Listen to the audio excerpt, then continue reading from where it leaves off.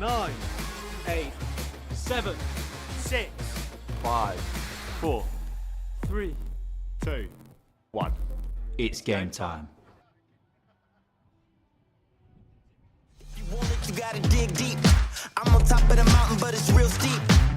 Been through the valley, now I'm at the peak. Yeah, a higher learning every time I speak. And when kings collide, they expect to fight. But I know the truth, yeah, we the light. Don't believe the hype, nothing's overnight. Views from the top like a satellite. Yeah, I don't care what the nays say. I live without them for my name's sake. I do what I want and not what they say. Now I'm in a position for a big payday.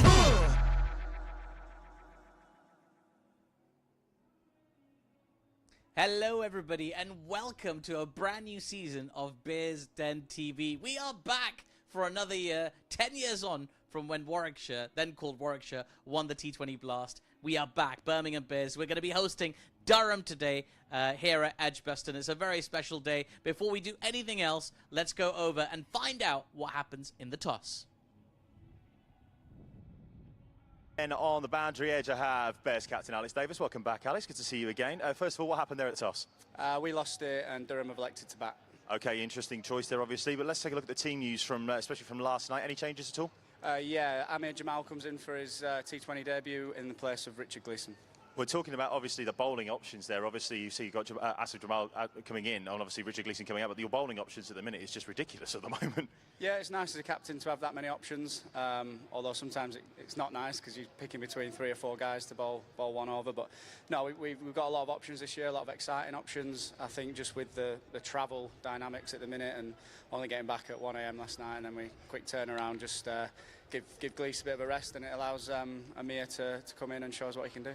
Final question. Let's look at the start of the tournament as a whole. 2 from 3, so not a bad start indeed, but you're getting a chance to get back in front of a family fun day crowd here at home against Durham. You must be very excited as a whole, as a group. Yeah, absolutely. We love playing here. Obviously, home games are really important in this comp. We use our home advantage really well. And the crowd's always good. It gets us going, especially after not much sleep, so hopefully we can feed off their energy. Let's talk to us all, Alex. Go well. Thanks, mate. Cheers, Alex. Thank you very much indeed. News again here from the boundary edge is that Durham have won the toss and they decided to bat first. Thank you very much, Jarlath. So Durham are going to be in action very, very shortly, as are our Bears team. Let's take a look at our team for today for the Birmingham Bears, starting with a very, very exciting opening combination. We've got Alex Davies, who's so exciting to have at the very top of the order for the Birmingham Bears, and he's one half of a very dashing opening partnership. The other half of that, of course, will be Rob Yates. Rob Yates will be partnering, looking for a big season this year. Lots of potential. They're very exciting pair at the top. And then, of course, Chris Benjamin, we expect him to come in at 3 and, again, be a big part of the Bears season this year. If they're to have a long run, he needs to have a good season. Coming in at 4, great to see back in the Bears colours, is Sam Hain. Played a terrific knock last night as well against Lancashire. Got himself a half century. Very impressive innings. Dan Mosley will be next in the batting order. In fact, we like Dan Mosley up here on Bears Den TV. He's always up here, even when he's not the player of the match. We just get him to come up anyway. Jacob Bethel will be next in the batting order as well. Looking for some big hitting from him in that middle stage of the innings. George Garton will be in action. Some all-round brilliance expected from George with bat and with ball. Although I'm sure the Bears will be hoping just with ball. And then into the team today, in place of Richard Gleeson, comes Amir Jamal. Be great to see him in action, the Pakistani all-rounder, a new addition to the Bears team this season.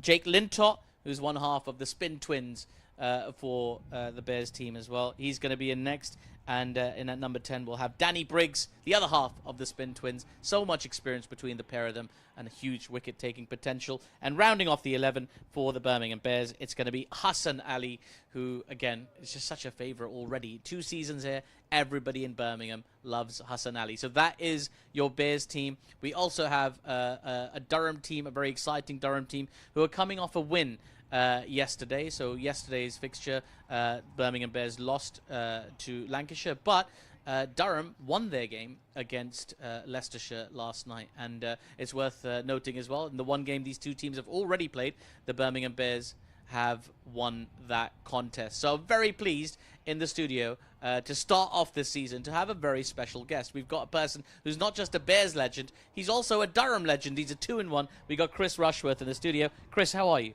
Hi mate, nice to meet you. Yeah, absolute pleasure. Thank you so much for joining us up here. Me. It's exciting. We're going to be having you on commentary today alongside Adam Bridge. So I'll apologise for that right now. You got to hang out with Adam. No, you'll have a great time. But it's a really exciting fixture, isn't it, to have these two teams playing each other? Yeah, no, definitely. I think, like you say, we only played them last week up at Durham, so hopefully the result goes Bears away again. But you know, the sun is shining, and I'm looking forward to an exciting contest. It will hopefully be a very, very exciting contest. Durham are going to be batting soon. You're going to see a lot of Chris and hear a lot of his voice today. He's going to be on commentary alongside the man I'm about to introduce you to right now, the one and only Mr. Adam Bridge.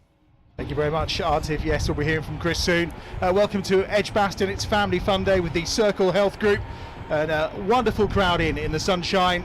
And the news here, of course, is that Durham have won the toss and have chosen to bat first on what, as you can probably hear from our effects microphone, is a very windy day at Edgbaston. But as I say, the sun is out. We have blue skies above us as the Bears return home in this T20 blast. Fresh from, of course, a defeat last night against Lancashire. They will hope to turn that round and get back to winning ways today.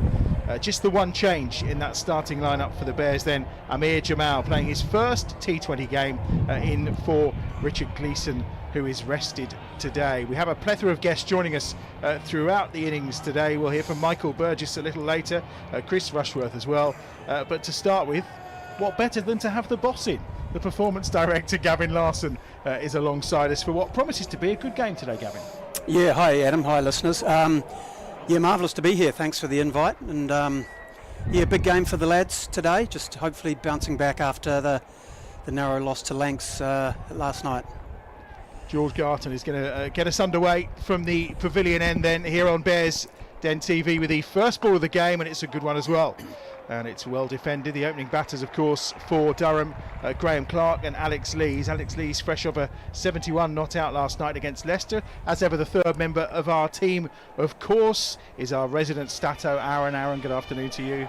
Good afternoon to you as well, Adam, and all the wonderful viewers out there. It's the greatest time of year, isn't it? It's back at Edgbaston, the fortress, as we all know and love. Watching the Bears in action does not get any better than this. Delightful crowd in as well. George Garton, of course, is there, and he's got the first wicket of the game.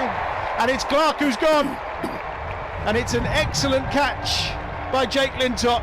And Garton strikes with a second ball. And it's the perfect start for the Bears in this T20 blast game. And Durham a 0 for 1. Yeah, great start. Great start for the Bears. Yeah, just might have just held a little bit in the pitch, that just back of the length. He was looking to sort of turn it through the mid-wicket square leg sort of area, but it just looked like it held up just a little bit. He got through the shot a little bit quickly, and yeah, nice tumbling sort of diving catch forward there by Jake Lintott. Good snare. Yeah, very much so. Perfect start, and good to see George Garton getting amongst the wickets as well. I know he signed on a white ball, I think, but there's the potential for red ball further down the line? Yeah, there is. There's potential, but we were we were very clear with Garts, and so was he. You know, back to us that, you know, this is the absolute priority, the T20 blast. So we'll get through this part of the season, and we'll reassess from there. If we can get the miles into his legs, I know he certainly still has aspirations red ball wise. 1 for 18 last night, and he's got his first wicket of the day today. David Bingham is the new man in, of course, the South African with an English visa, so he qualifies to play not as one of the overseas players. Got 43 last night off 32 balls, so in fairly decent nick as Garton's in again, and he almost edges onto his stumps. Bedingham with his first ball. It's a really bright start, and Bedingham facing a left armour. You've got some pretty good stats on how he gets out, haven't you, Aaron? Well, I have indeed, Adam, and yeah, in his last 21 dismissals in the T20 blast, 13 have been against spin. We'll get into that in due course. 8 have been against right arm seam, so actually in those last 21 games, not a single dismissal against left arm pace. Well, let's hope George Garton can turn that one round straight away. Garton's in again, and that's one's edged. Oh, he's not far away from it, and you can tell by the response of the skipper. Wasn't far from an edge. Oh, and Aaron's had fingers up already.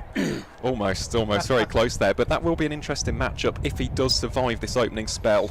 Will the captain Alex Davis go to Danny Briggs, who has dismissed him in 3 of the last 4 matches? I'm guessing these are the kind of stats that as a performance director you live on and feed on. Gee, I've got a migraine already listening to Aaron. Outstanding start from the young man to my right. George is back in. Plenty of youngsters in today. A fantastic day here at Edgbaston. A full ball this time, and they almost got the run out. Has he? No, there's a shake of the head from Sue Redfern, who's at square leg. Almost a calamity for Durham. That would have been the worst of starts. Probably just going down leg side. Yeah, looked that way. It certainly was swinging in. He played right across it, so I don't think it would have missed by too much, but it did have an indication that it was going down leg, and then a good pick up too and a throw, and I actually think that run out would have been a bit of a line call, to be fair. 2 players who are out in this first over at deep square leg and at a deep point as well.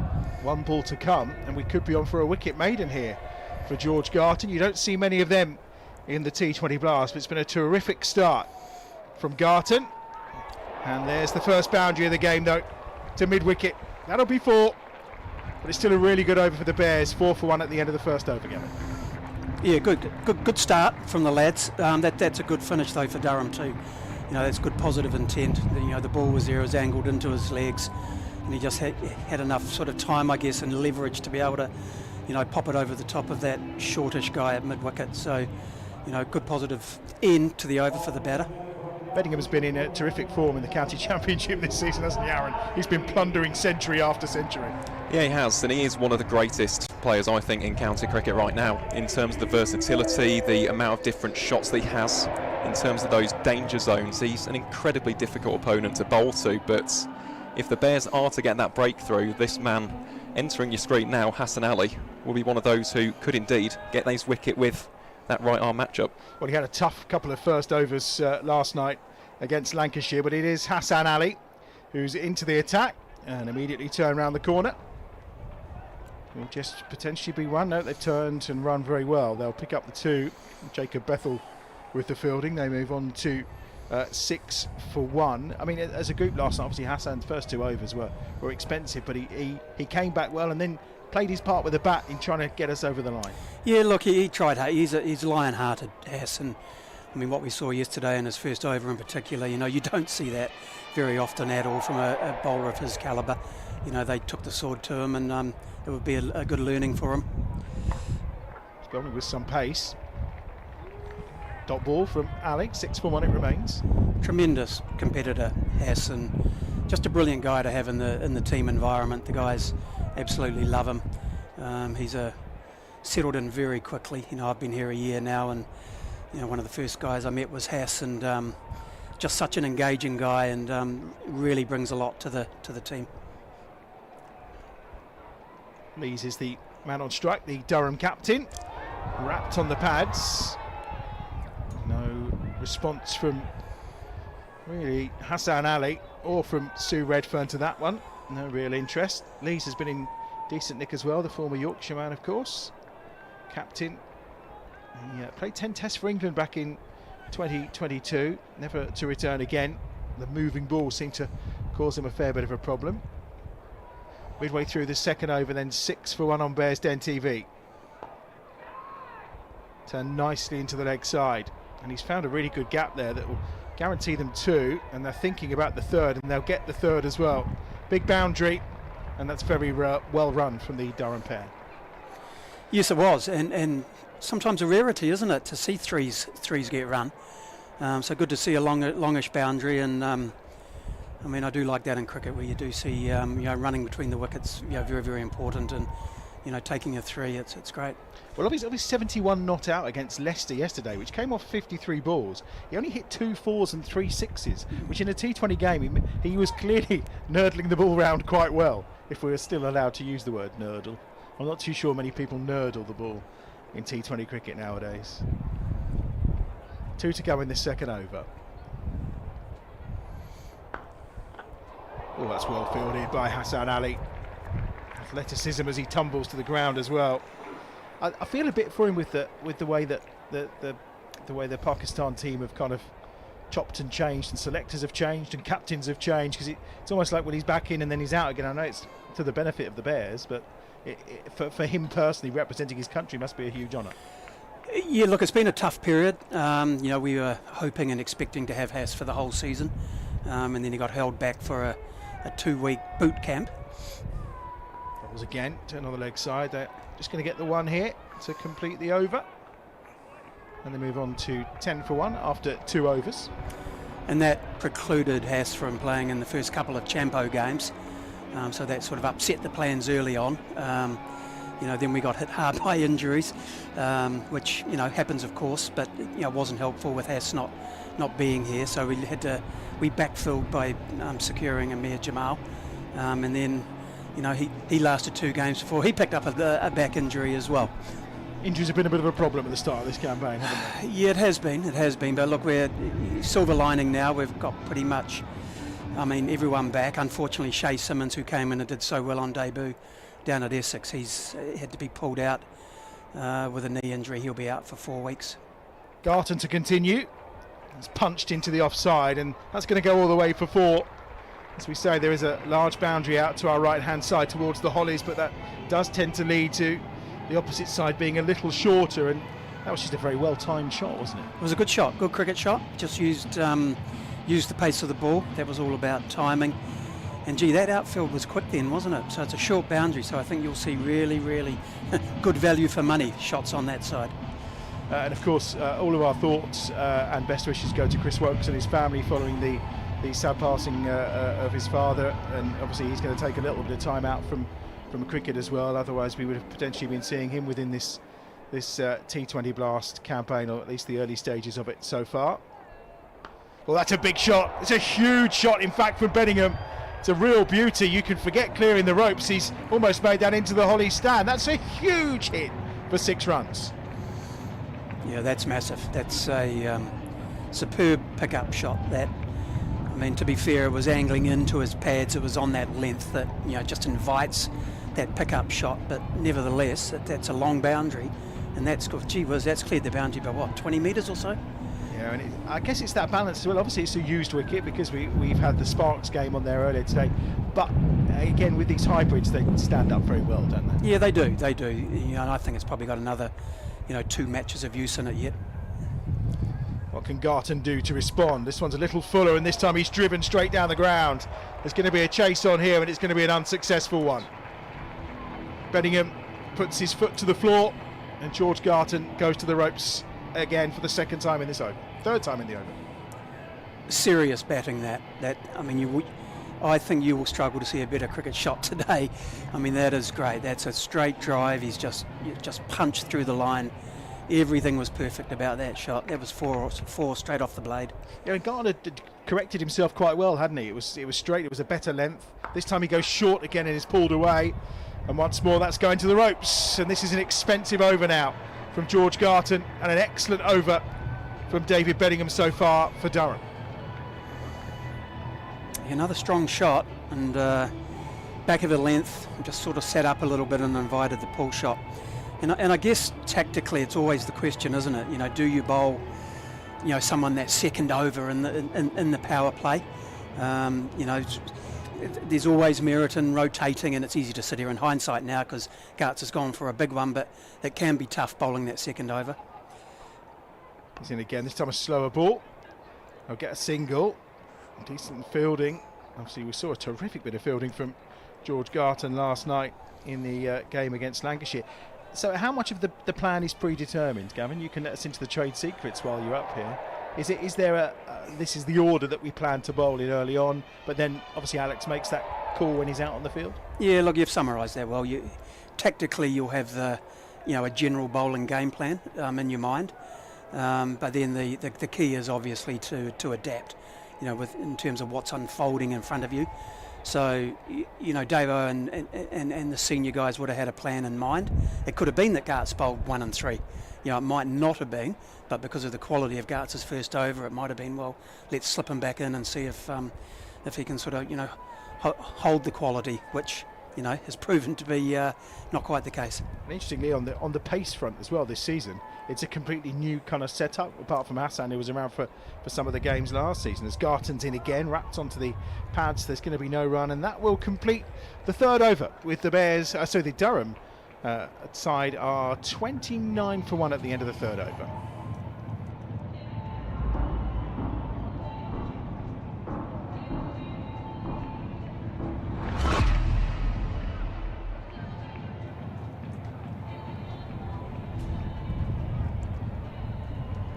For 1 it is, and at this point we're going to see Danny Briggs, who I do believe Aaron can tell us has managed to get David Bingham out on a few occasions.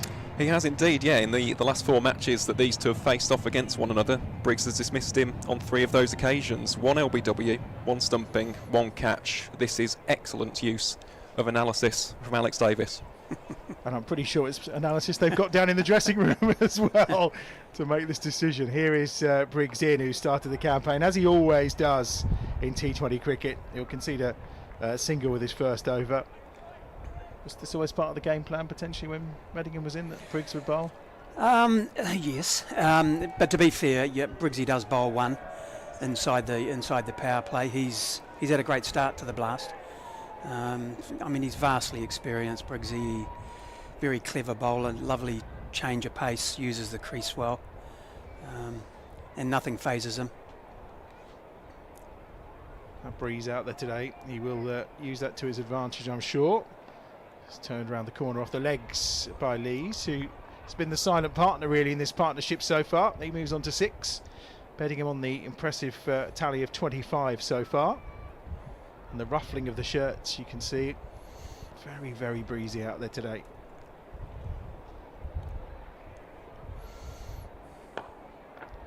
It's a lovely shot from Bedingham again. He's picked his gap beautifully for 4. And this is a wicket that the Bears are going to want to take quite quickly, because Bedingham are getting into some kind of flow here. Well, I said nothing would beat that straight drive off Garton, but gee whiz, that's a great shot. I mean, he really has just played a very orthodox extra cover drive with no lack of power either. Played 4 tests for South Africa, did Bedingham. A real batsman of quality. Cuts away and cuts away beautifully. That's 4 more. Maybe a little short from Danny Briggs, but it's an excellent cricket shot. Once more from Bedingham. Bit of thinking here to do for Alex Davis and the Bears. After that excellent start removing Graham Clark with the second ball of the game. Partnership of 39. And it's coming 3.2 overs for these two. Motoring along really nicely. Got their first win of the campaign last night, that victory against Leicester. And then just happy to take the single and bring Lees onto strike. And 1 ball remains in this, the 4th over. No panic yet? Oh no, not at all. I mean, T20, it ebbs and it flows, and I mean, we've seen that all 3 games to date. Oh, that's got to be out, surely, with a shake of the head is quite immediate from Sue Redfern. Danny Briggs went up, Alex Davis went up immediately, and from our standpoint, looks pretty close to me, but Sue Redfern immediately shook her head. Yeah, it looked close. It looked close. I was looking out the window at that one rather than down the line through the TV monitor, and certainly it had an outlook about it. May have been a bit of height involved. There wasn't a moment's hesitation from Sue Redfern. That completes the 4 overs, then 40 for 1 as things stand. Bedingham having scored 34 of those runs so far, and it's the first chance we'll get to see then for Amir Jamal. What interested you in Jamal? Obviously he burst onto the scene with Pakistan in Australia. Is that I'm guessing you were aware of him prior to that from his PSL time, etc.? Yeah, we were. And he presented some good numbers. But the icing on the cake for us was certainly what he delivered in Australia. I mean, that's the hotbed of cricket, isn't it? There's no greater pressure on any player, and he delivered big time in that series. So that certainly was pretty instrumental for us. Let's see what he can deliver for the Bears today. And the first ball is a dot, which is excellent. His PSL time, Aaron, is pretty good with the bat as well, really. it was a lot better with the bat. So he scored 138 runs, average of 34.5. The strike rate 162.35, included a career best 87 against Islamabad as well. So the batting was the strong point in that tournament, as opposed to the bowling. 5 wickets at 46, 9.58 economy rate, little bit high for Jamal standards. Bowling from the pavilion end here at Edgbaston, he's lifted high, and that's going all the way, not quite, just short of the mid-wicket boundary, and it's 4 more for Bingham again, who is ticking over very nicely here. He moves on to 38 and Durham on to 46 for 1. And again, huge space when you've got only 2 fielders out, and he's just exploiting it well. No ball. And a no ball as well. Oh dear, and a free hit. We don't need that, do we? No, well, we saw that last night from Haas, didn't we? First delivery. Here he comes again. Oh, and that's a free hit, of course. They'll get the single. Wasn't far off the stumps, but wouldn't have counted anyway. I'm so used to nowadays with international cricket hearing that siren go off. I'm not looking at the umpire anymore. It's usually you're waiting for the alarm to start to show. 47 for 1 then. 4 balls remaining in this 5th over of the innings. Amir Jamal with a 65 on his back from this pavilion end. Pulled away, and well, again, because it's a short boundary, just for a moment the heart would have been in mouth that was actually going to reach the fielder on the square leg boundary, but it's 1 bounce and just a single. 48 for 1. And another no ball. Another one. Adam as well. Hit. Dear, oh dear. It must be quite nerve-wracking. I mean, I know he's made his debut in the county championship for you, but to suddenly come into this environment again with a new teammates, and it is a breezy day, which can obviously play a little bit of havoc with run-ups. Just needs to settle. 2 no balls then so far. And how will this be punished? Well, he struck it well again. It's going to go all the way for 4. And Bingham moves on to 43. 54 on the board now for Durham, who after that loss of that early wicket have really started to motor. Yeah, they have. It's a nervy start, isn't it, from Jamal. He had a run for our seconds, I think back on Wednesday, and bowled nicely. You know, bowled 3 good overs and executed exceptionally well, and his pace was up, and I don't believe there were any no balls either. So, I mean, what do you put that down to? It's nervy. It's is it nerves? Yeah, I think so. A bit of adrenaline. I know, sort of knocking into him in the changing room. You know, just before warm-ups, he had that look in his eye. He was pumped. So you just running just a little bit quicker, overstretch. He's just remarked his run. Let's see if that makes a difference. And he's driven through the covers for 4. No ball, but comfortably done by Bingham, who's absolutely taking advantage of that short boundary on the offside. A really nice shot again. He worryingly looks in very good nick, doesn't he? He's a fine player. You know, what I'm liking is, they're orthodox cricket shots, aren't they? He just stands up nice and tall, uses the pace of the ball. It just looks like he gets the hands through the ball really nicely. 58 for 1. He's on to 47 from 20 deliveries so far. Bingham closing in on another half century of what's been a prolific season so far, and he's pulled that one away, and he's hit it absolutely miles, and that's almost into the sound tent next to the Hollies. That's 6 runs, and it brings up the 50 for Bingham of 21 deliveries. That's a very impressive knock, and he's a danger man for the Birmingham Bears here. Yeah, very special knock that's as good as you'll see. Clean right from the start, full range of shots, back foot, down the ground, through the covers. You don't have to err too much, and he just simply puts you away. It's a fine innings. Well, the one thing we do know is that there's a little weakness, Aaron, as we say, spinning away from him. So maybe we might see Jake Lintott, and maybe he gets Lintott up at some point.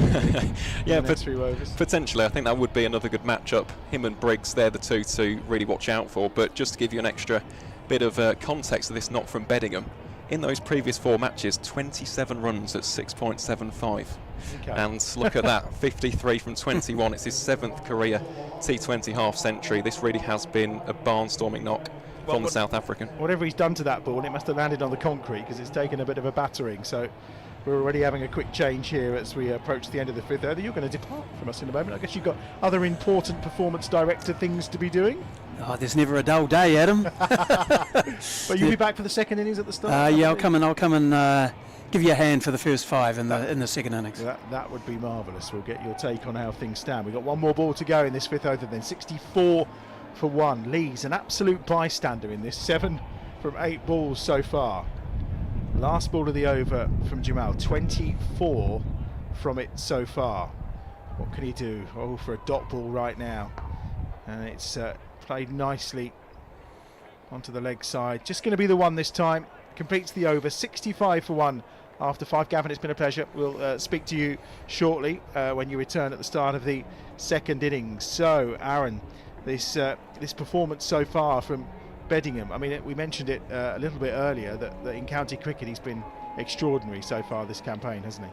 Yeah, he certainly has, and I think Gavin touched upon it. It's the different ways that he's attacked the Birmingham Bears bowlers here. It's with orthodox, conventional cricket shots. He's played a nice pull shot, couple of lovely cover drives as well. He's a seriously talented cricketer, and he will be the big wicket here. This will be an interesting matchup, though, because I mentioned that right at the start of the piece. He's not actually got outs to right arm off spin in the T20 Blast, and they're bringing on Dan Mosley, so could be interesting this. Yeah, we'll see what Dan can do. Tough one last night, a couple of overs for 31 runs up against Lancashire. Gavin Larson's moved out. Michael Burgess has appeared. Pleasure to see you. Cheers, Adam. Thanks for having me. Yeah, no, it's always a joy, and I'm sure Dan won't be lacking any confidence here as he comes in and bowls this time to Bingham, who gets off and running for a single. I'd imagine Dan's the kind of character that's out there and thinking to himself, this man's in nick, I'll get him, not a problem, throw the ball to me, skipper. Yeah, he doesn't lack any confidence, old Dan, and he's probably going to bowl about 78 mile an hour. I think he bowls about as quick as I do when I try and bowl seam.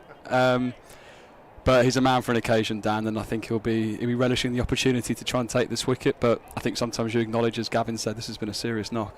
Yeah, sometimes you just can't do anything about a man who's in that kind of form and striking the ball that cleanly, can you? Yeah, some of those strikes. I mean, it's a big hit out there to the Hollies, and he's putting it in there with some distance. So no, fair play to him. Also taking advantage of that short boundary, which I'm guessing as a batsman you kind of almost light your eyes up at. Yeah, you do. Sometimes it's the 45-yard hits when you get caught on the boundary. They're the embarrassing ones because you can't quite clear it. But he's been clearing it with some ease, and I think I don't think he's going to stop.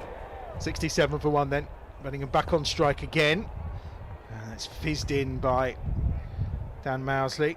Just going to be a single, who's certainly slowed the run rate up. And I mean, has anyone actually clocked the time on these balls that he bowls? Because he does tend to nip them through fairly swiftly, doesn't he? I reckon he could click close to high 70s. His quicker ball is seriously quick. I mean, I think I've still got him covered, but no, he's grown into a very reliable 2020 bowler, and this sort of situation where people in the power play are going to be coming at him, I think that's when he's probably at his most dangerous. So the most wickets last season, was it 21? And this time Sue Redfern's finger does go up. It's Alex Lees, the man that he's got, and he's gone for 8.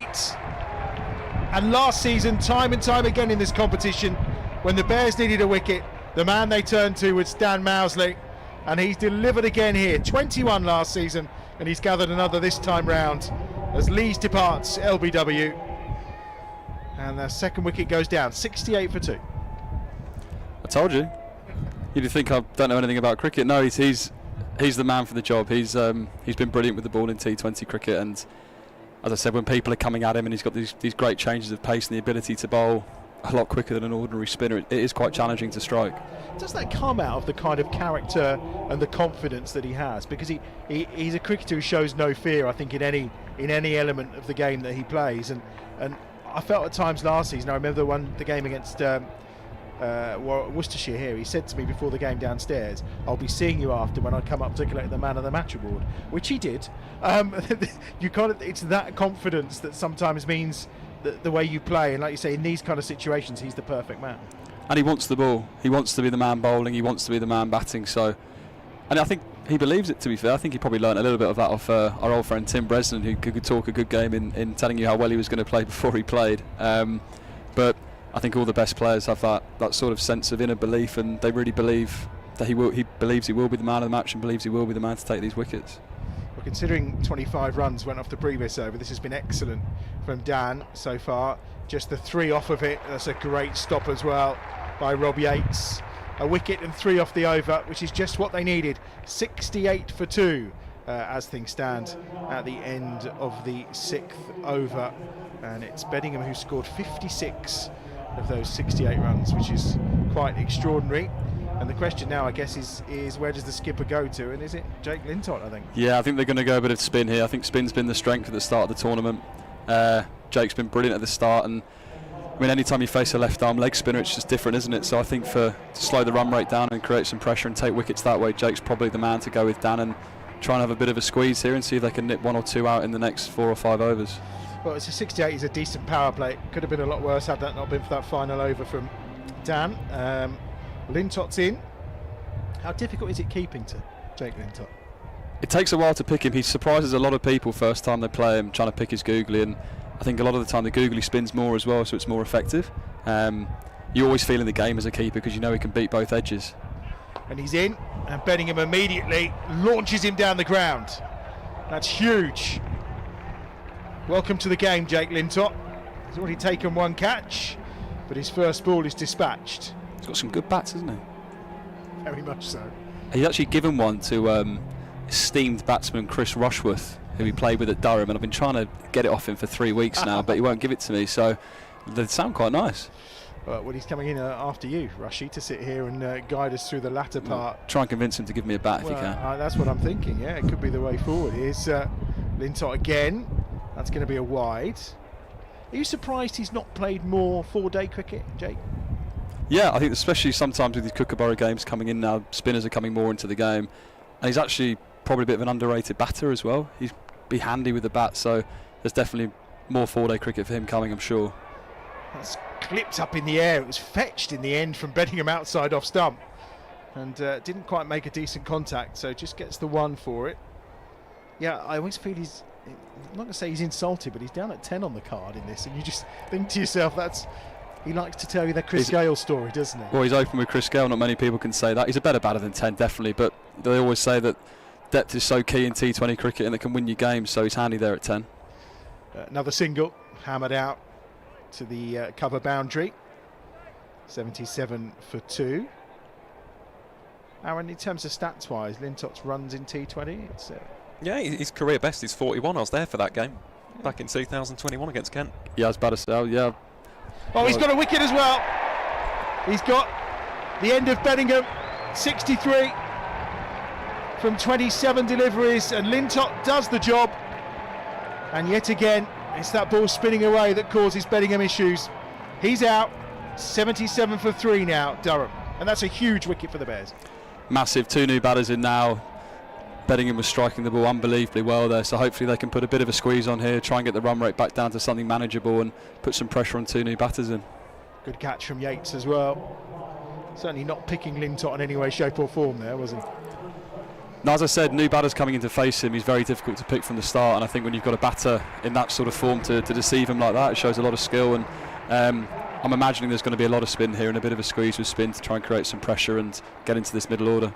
Australian all-rounder Ashton Turner is the new batsman who's joining the former Kent wicketkeeper Ollie Robinson out in the middle. 2 balls left in this 7th over.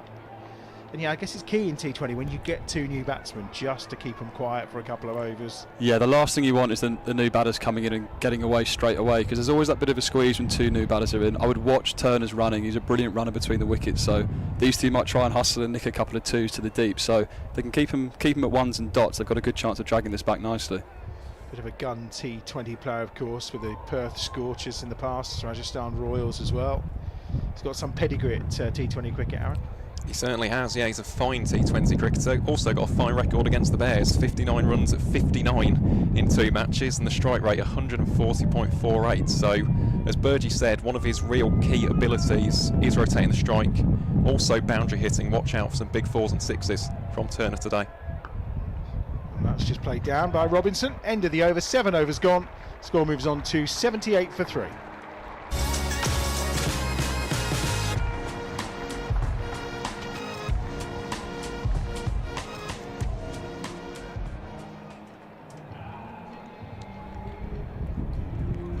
over from Jake Lintott. Particularly, I love the thing with Jake. You know, again, it's how players respond when they're knocked down. For that massive six, comes back, gets the wicket, keeps it tight the rest of the over. It's great character. It is, and I think as a spinner in 2020 cricket, you have to have that to survive almost. And I guess, yeah, you get hit for six, but I'd imagine you probably feel quite in the game when someone's coming at you, and you've got the ability to turn it both ways. And you can see maybe the pitch is slightly tacky for spin there. I think he's probably just held in the pitch and chipped it to cover, and Robbie Yates doesn't drop many. 78 for 3. Briggs is back in. Went for 11 from his first over from the Birmingham ends. And again, that's maybe a little bit of bounce there. Certainly what we saw earlier on when the Sparks were playing is that there were a few that were gripping. Yeah, and these two will extract it if they can. Danny Briggs is, I think, one of the most underrated cricketers on the circuit. He's brilliant. I know he's got the most T20. Oh, what a... Oh, no, he's put it down. He's put it down. I just thought for a moment, right-handed, he got that. Was it Yates again? Throwing himself down to his right-hand side. I think half the crowd were up there as well, to be fair. Briggs in again. Just turn round the corner. Half-hearted appeal from Danny Briggs.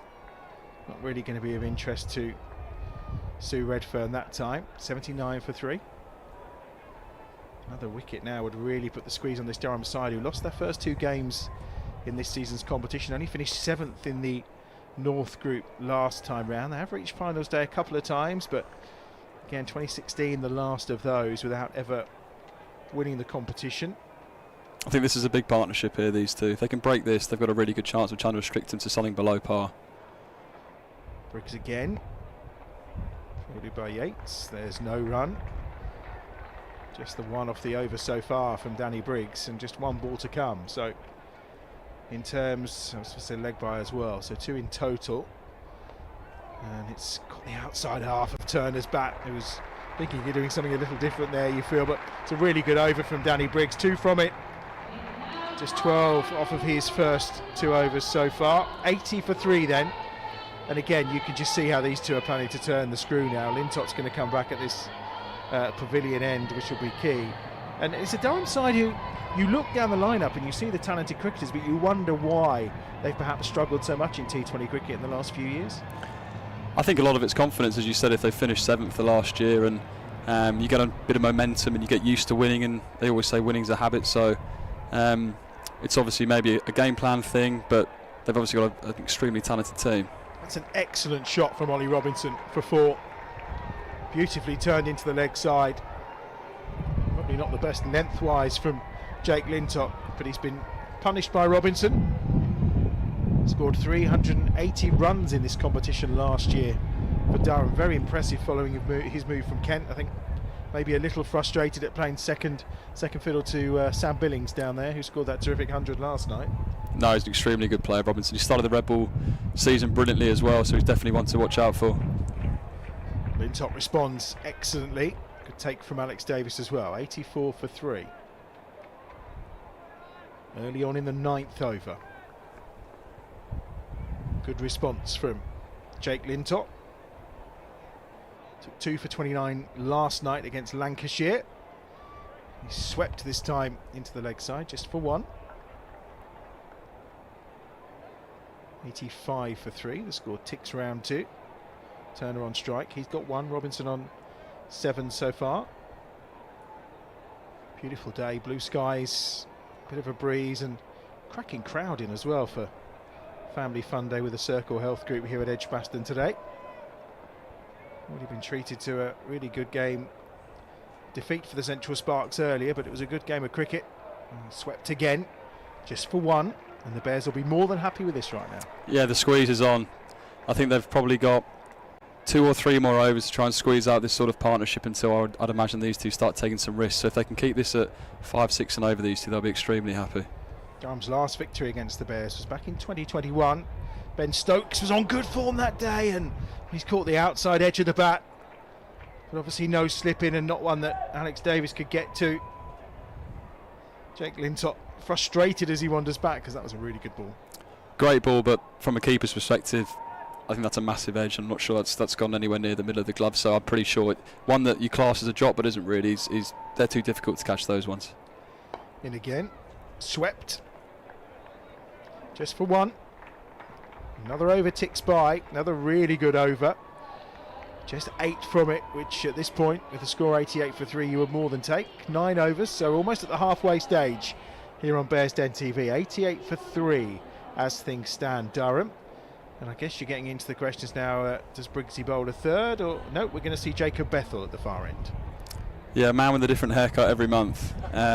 Slightly younger than the other left armer that was just bowling, maybe 40 years or so. No, only maybe 12 years difference between them. But Bethel was an extremely talented young cricketer, and is, I think, learning off Danny Briggs will do him the world of good. You said to me a couple of weeks ago, he's like, I don't think he'll be bowling much in the T20. I said, you just wait. This come off the back of how he performed in the 4-day games. So I'm not too surprised. Oh, in the first one, he's beating the outside edge. It's definitely gripping, isn't it? Yeah, very much so. Off Ashton Turner's back for Jacob Bethel. Certainly got a different haircut today that he's got on our graphic there for sure. Oh. Swept. Big sweep for 6, short boundary. And Turner showing the power in those arms as he moves on to 9. Yeah, he's got long levers, hasn't he? That's a great shot. That's actually not a half volley or a full length ball. He's reached out a long way for that, and he's made great contact, and I think he sees this potential as an opportunity with a younger spinner coming into the attack to try and put some pressure back on the Birmingham Bears. And what are Jacob's numbers like? Well, funnily enough, against Durham, not too good actually. 0 wickets, 9.5 economy rate, but fingers crossed that'll change with this delivery. Not quite. Yeah, not the best of balls, but was clothed into the ground by Turner just for a single. Who ticks it round again. He's on to 10. Robinson on 8. 95 for 3. Midway through the 10th over. And it's Bethel again from that Birmingham end. Cut away this time with a little more power, and certainly got the better half of the bat on this occasion, but it's only worth 1. And Robinson on to 9. 96 for 3. Brings Turner back on strike. And actually, to reach the halfway stage, I mean, considering the way Bingham was going, it's not a bad position to be in, really, is it? I think they'll be really happy at this point. I think they'd probably like one more wicket to be in complete control, but from Benningham's destructive innings earlier, I think they've dragged this back nicely, and I think they're going for spin as the way to do that. 1 more to the total, 97 for 3. Mark, it's been a pleasure to have you with us. I know you're going to dart off and leave us, and some man who used to play for Durham, I think, is going to come in and join us to give us his insight into this Durham side, and we're going to try and get you a bat in the process. That's the aim. Yeah, please get me a stick and enjoy Rushy. We'll see what we can do. Thanks to Michael Burgess for joining us. Halfway stage then of the innings, 98 for 3. Turner's on 11, Robinson on 10, Lintott 1 for 18 from his 2 overs so far, who it looks like is going to continue at this pavilion end. After that stunning innings by David Benningham, they will be very pleased. I think that they've quelled this down a bit. Dan Mousey is going to come on to bowl, and at that point, Chris Rushworth. Adam, how are you doing? I'm very good. How are you? Very well, thanks. Do you look out here now and see all these old familiar faces that you used to play against, and think to yourself, particularly when you were watching Benningham, you were thinking, yeah, I've seen him do that time and time again? Yeah, he played some amazing shots. I still find it very, very strange how he didn't start in the team for them. You can just see by his innings here how destructive he can be. Yeah, very much so. We were saying earlier on, because obviously you've not played any T20 cricket for the Bears, but the number you played up at Durham, it was quite a few, wasn't it? And your second all-time leading wicket taker, so my stato tells me. Right, I didn't know that, but I did play quite a bit of T20 back in the day. It was always nice bowling with a new ball up at the Riverside. Going to grab one here, and it's well fielded once more. Brings the 100 up, just into the 11th over, 100 for 3. And again, Burge's view was very much, having been in the scenario they were and the way Benningham was going, to have kept him at this kind of score is actually not a bad situation. As that's drilled down the ground, that's not quite going to get to being a catch. It's going to be well fielded down below, but they'll get back for 2. Just about get back for 2 anyway. No, I think, like you say, that they've brought it back really well here. Jake and Briggsy doing a good job, and now Mouse to come in, and so I think to be 100 off 10 and a half overs, the Bears have done really well. Dan Certainly Mousley. looks like the wicket's taking a bit of spin. It does. That's lifted high. chance. Has he got enough on it? Has he got enough on it? Yes, he has. It is a big boundary, but Jacob Bethel wasn't getting anywhere near that one. And it's over the ropes from Robinson, who moves on to 19. Turner's on 12, 108 for 3. Couple of balls remaining in the 11th over. He looked interested for a moment there, but it just kept on sailing. And I think in the end it was 15 yards over the rope. I was just curious to what the breeze is. So the breeze is blowing across, isn't it? So yeah. That would have been up in the wind and may well have helped that clear those ropes in that manner. I'll nick a quick single there off a leg bye, is it? Yes, it is a leg bye. Signal by umpire Rob Bailey. One ball remaining then in the 11th over, 109 for 3. We'll get on to talking about David Beddingham's bat shortly. And I hear you've got one knocking around in your kit bag. Yeah, he's very kind to me, Bedders. He looks after me, so. Dot ball to end the over from Dan Mosey then. 11 overs gone, 109 for 3.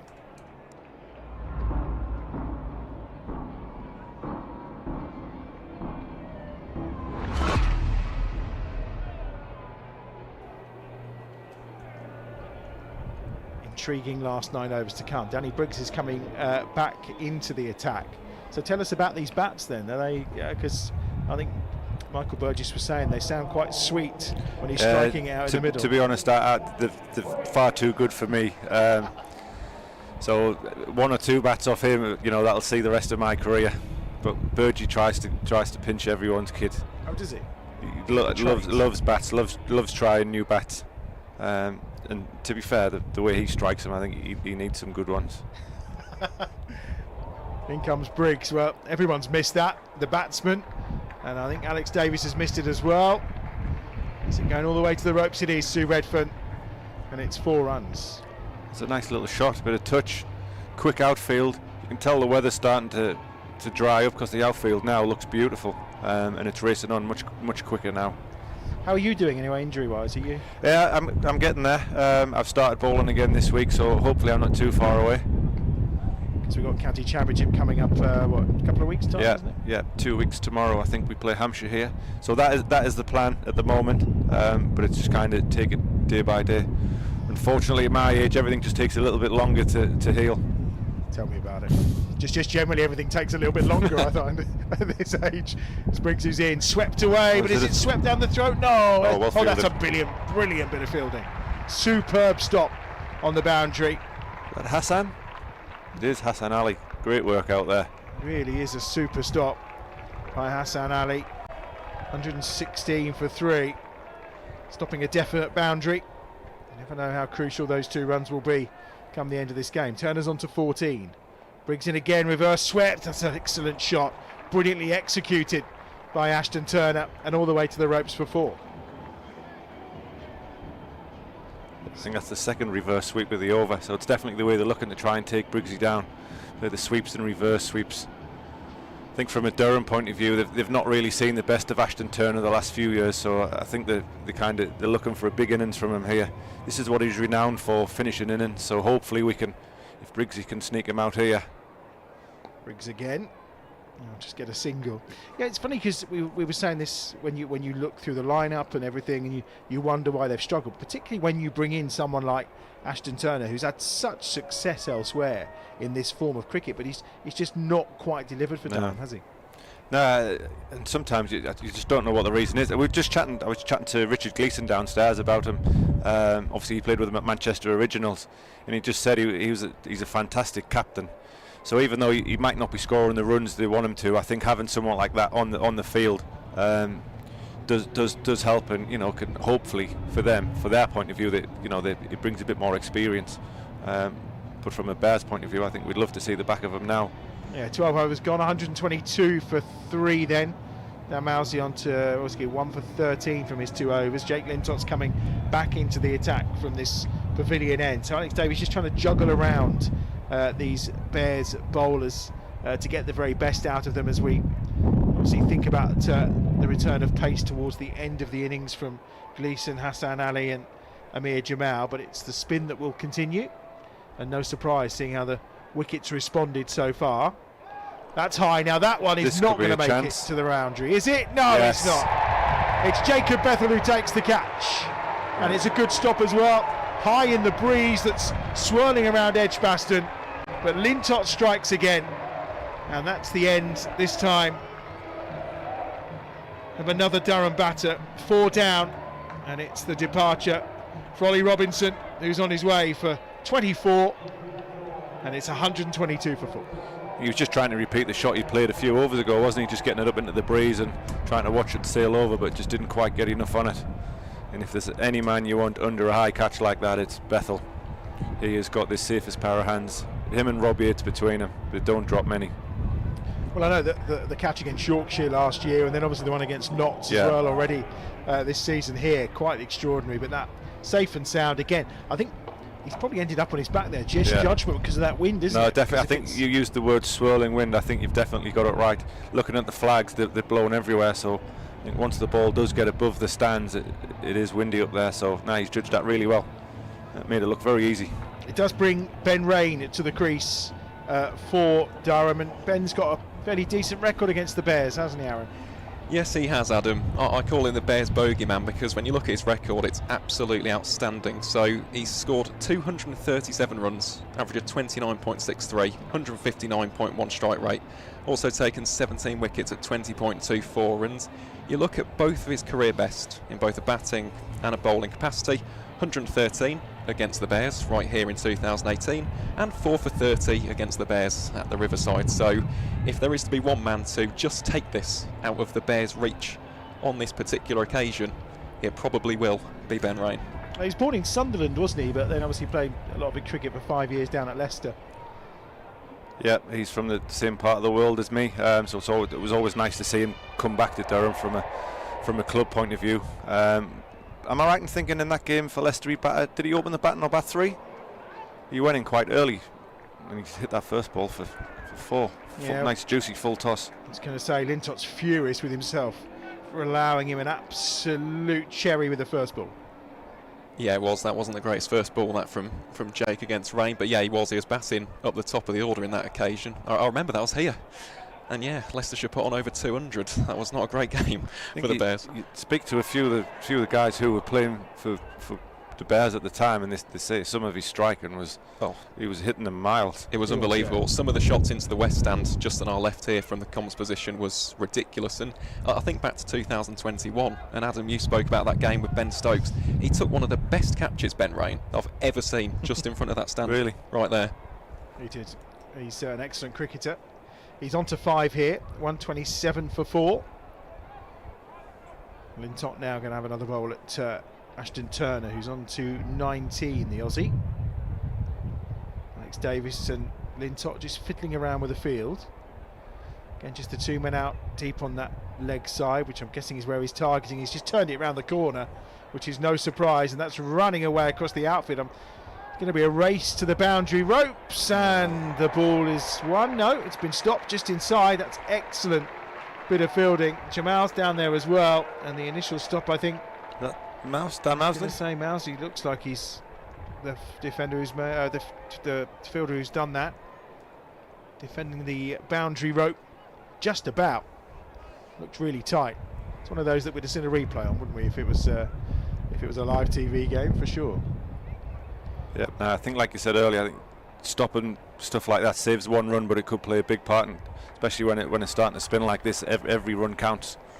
Well, par score here last season was 148. Spot on, Adam. Yeah, 148. You told me beforehand. I'll give you the credit because you know these things.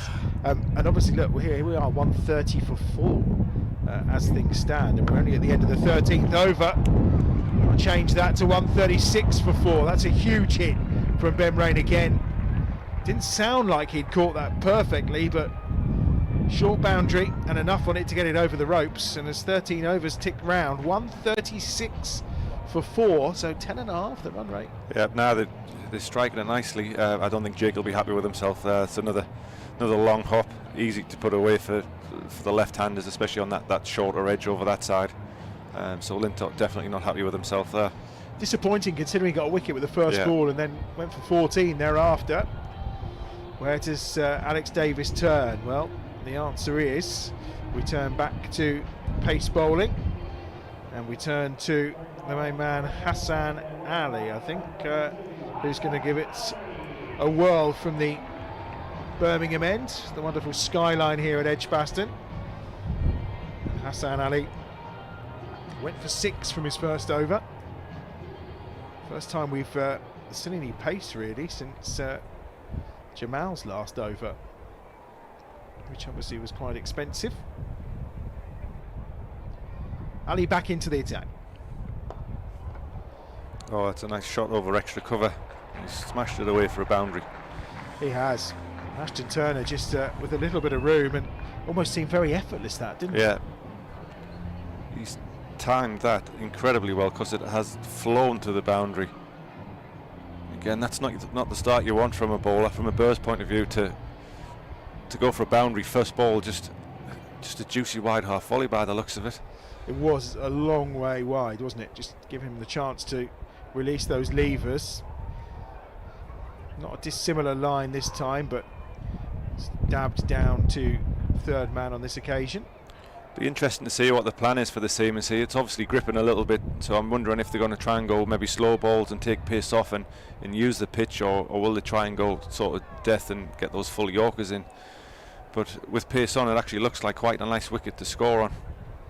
And there does also seem to be a bit of, just watching a lot of T20 coverage, there seems to be a conjecture about what is the best way to bowl in T20 cricket. Is it trying to find your Yorkers? Is it trying to bowl kind of into the wicket halfway down? Or actually sometimes you're finding wickets where if you're just short of a length but you're actually fairly straight, people are having trouble to get away. I know it's dependent on the wicket, but it seems to be an age-old debate that continues as to how best to bowl when you're a pace bowler in T20. I think stuff like that debate will go on for years and years, because again, different grounds, different pitches, scenarios, the batsman who you bowl, and that, you know, there's lots of different factors that come into play. Ali in again this time, lifted over the top, not middled, but enough on it for 4 for Turner, who moves on to 31. 146 for 4, and we're already up towards what par is usually here at Edgbaston. So I think we're looking at a fairly decent total coming here from Durham. As we mentioned at the start, all 4 victories have come against the Bears when they've batted first, and they're doing well this time round. 146 for 4. Yeah, it looks like they could be on for a 200 score here, the way they're batting. Turner's just starting to hit them nicely. We need to see the back of him here. Now Bingham, obviously the highest scorer so far was his 63 off 27 balls. Just turned into the leg side, and they'll grab a quick single as well. It's fielding from within the circle, but still managed to sneak through for a single. 147 for 4.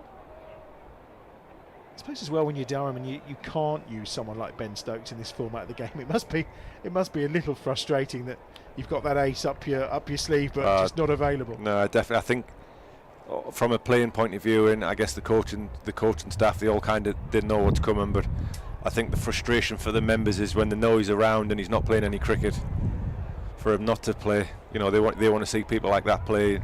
Obviously, you want your best players played. He's playing a lot of golf from his Twitter, I would say, from his Instagram, it looks. I think cricketers play more golf than cricket sometimes. I did see a post the other day where he said, who thought I would ever be a solo golfer? And then he said, but I love it, just on his own, striking the ball around. 148 for 4, 6 overs to go here.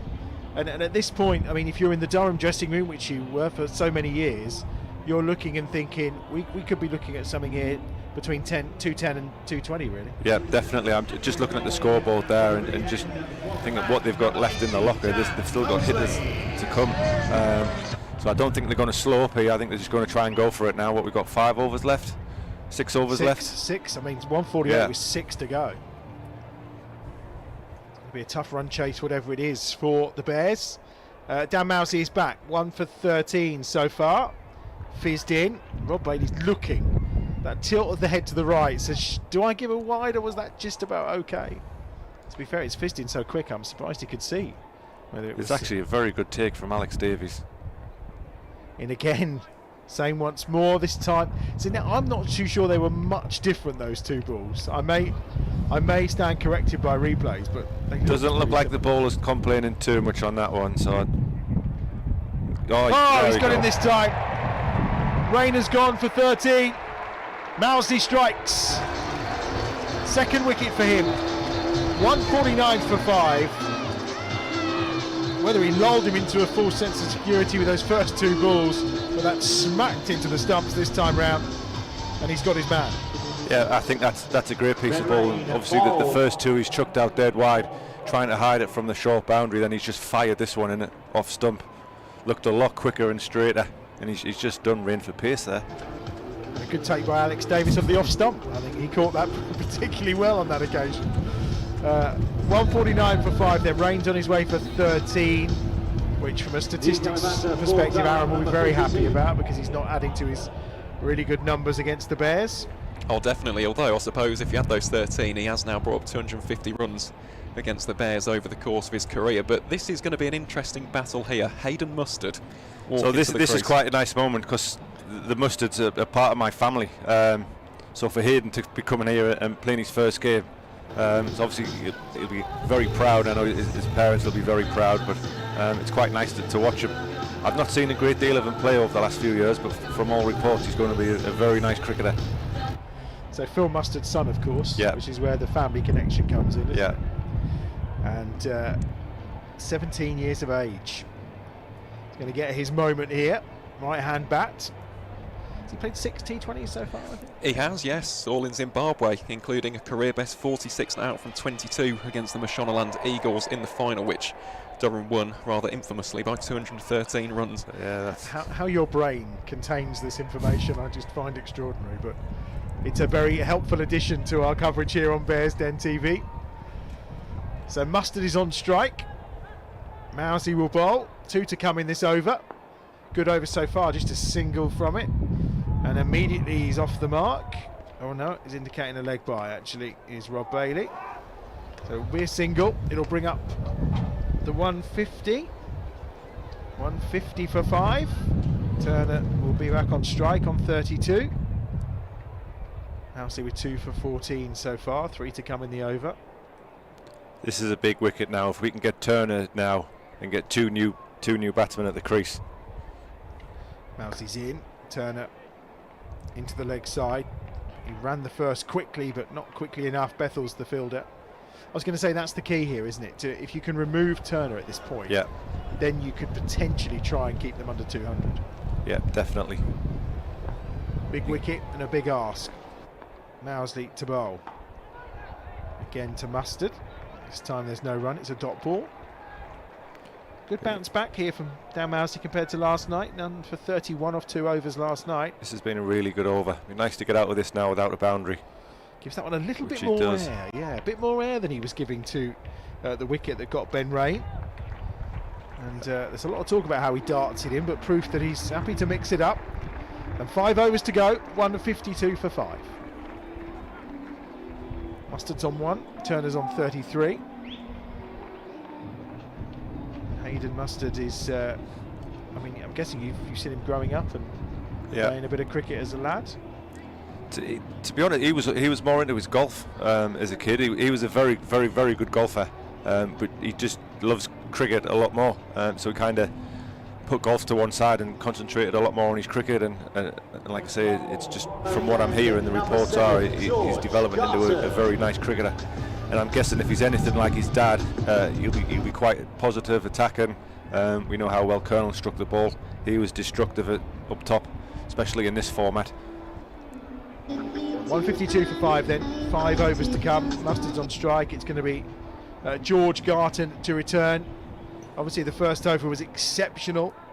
Went for 4 runs, took a wicket, then went for 19 in his second over, the third over of the innings. That was the start of the David Bingham master innings, but what can Garton do here to Mustard? And it's a top ball first up. Just 17 years of age as well. It's good to see Durham giving their youngsters an opportunity, something obviously the Bears have been known for doing. But I think it's always nice when you see clubs playing their homegrown players. It doesn't matter which team it is, what county it is, but you want these young lads to be given opportunities. So to see a few in the Bears team, and now obviously Hayden at Durham, is nice. He's done well. Turn that one round. Oh, to slipped on the boundary. There's a slip. There's going to be 2 there. A race back. And Mousley is sat on his backside laughing. Really good crowd in today as well. The Holly's not too full because there's a bit of shade over there, and I think everyone wants to take a bit of sunshine in after the fairly wretched summer or start to the summer we've had so far. Sunshine, a welcome addition on this family fun day with Circle Health Group here at Edgbaston. Mustard on strike again, just tries to pull that round the corner but doesn't make clean contact, and he'll just get a single with Hassan Ali in from the boundary. He's dug that one into the pitch halfway down. I'm not sure if he's bowling slow ball cutters here or if he's trying to bowl halfway down. Just seemed to rush him a little bit there. I think he is, and the reason I say that, in the past 2 second 11 games which Hayden's played, both have been out to short balls. Right. So again, I think that's deliberate from the Bears. Yeah. I was just about to mention that about the field. When you looked at the field placement, look at the difference. We don't have a deep fine leg in for this one because I don't think Turner's as susceptible to getting out to the hook shot. I'm alarmed you're watching Durham second 11 cricket, really, to be honest. How do you find the time?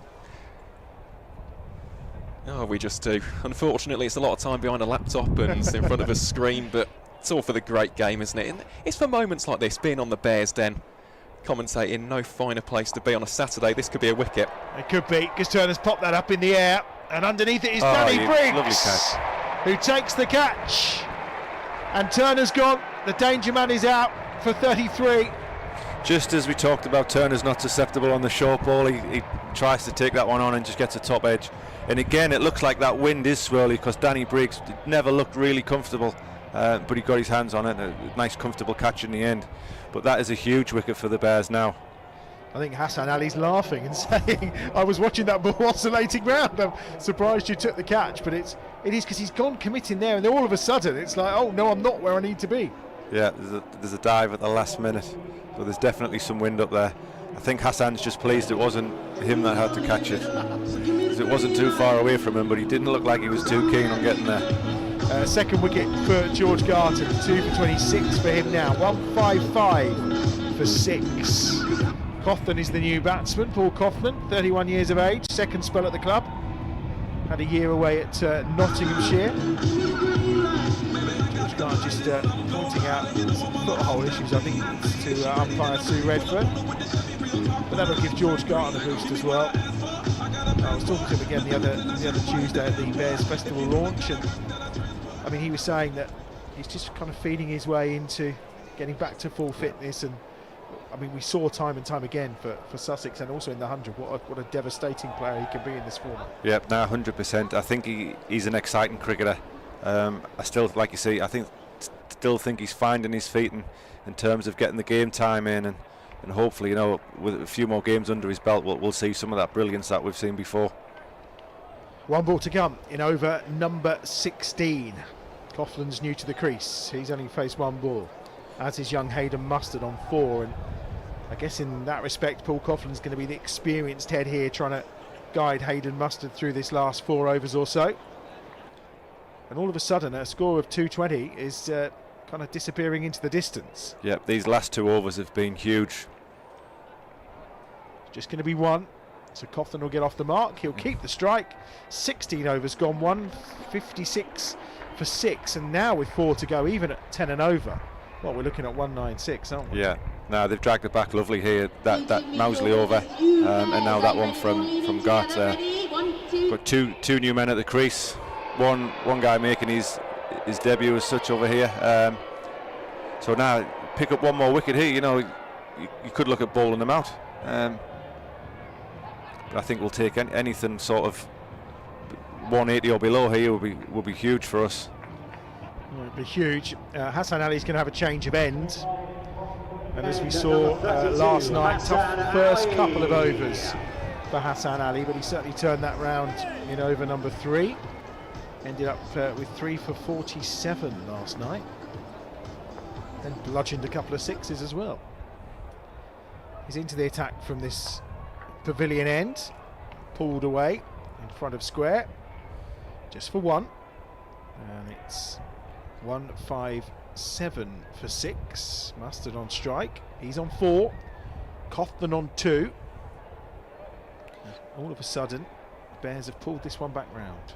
There'll be lots of singles or quick 2s with these 2 at the crease. Coughlin is one of the quickest runners between the wickets you will see. he makes it look effortless, and he is lightning fast. Mustard on strike. Oh, he's Lovely got that through the shot. gap. Really nice shot from Hayden Mustard for 4. Picked his spot beautifully. Yeah, that's a lovely shot, back foot punch. Again, it just times it through the gap, and it races away. This outfield looks lightning fast today. Really nice cricket shot from the youngster. And we've got this sort of short ball field, leg side field, and you've got your mid-off in the ring, so I'm not sure what the plan was there with a sort of wide back of a length one. You're going to go short, you've got to go kind of straight at his shoulders, a bit This like one that. is, yeah, shorter and maybe a little slower from Yeah. Hassan Ali, and it got the better of Hayden Mustard that time. Yeah, definitely slow ball bounce to that one. I think that could be the way. Obviously the wind is pushing that way slightly, but that is a much bigger boundary this side. I think that could be the play against Mustard. Yeah, there's 3 on the leg side boundary. Garton's inside the circle at mid-on. A couple of boundary riders on the offside as well. Third man at deep cover. Short again, and he has to pull it. Does it well this time. Bethel Fields just going to get 1. Despite a powerful throw from Jacob Bethel. Missed the keeper. But Danny Briggs had it covered. 162 for 6. Mustard onto 9. But the runs have slowed down dramatically. Just 6 off this over from Hassan Ali so far.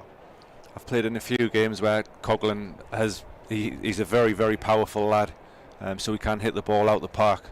So he can be destructive here, so I wouldn't mind seeing the back of him quite early. On 2 so far. Hassan Ali to try and do the damage. And quick single. They did well. Obviously a little bit of bat on that, according to Rob Bailey. Yeah, I think it was another slow ball, deceived him again. Good stuff from Hassan Ali. Gavin was telling us earlier what a character he is around the dressing room. Oh, he's brilliant. Big, bold personality. Yeah, no, he's brilliant. Obviously the fans and the members love him, but he's always got a smile. He's very happy, funny. He's a great guy to have around. Last ball of the 17th over. It's a short one. Oh, it's been given a no ball. And it is a no ball, according to Sue Redfern, who's made that call at square leg for being too high.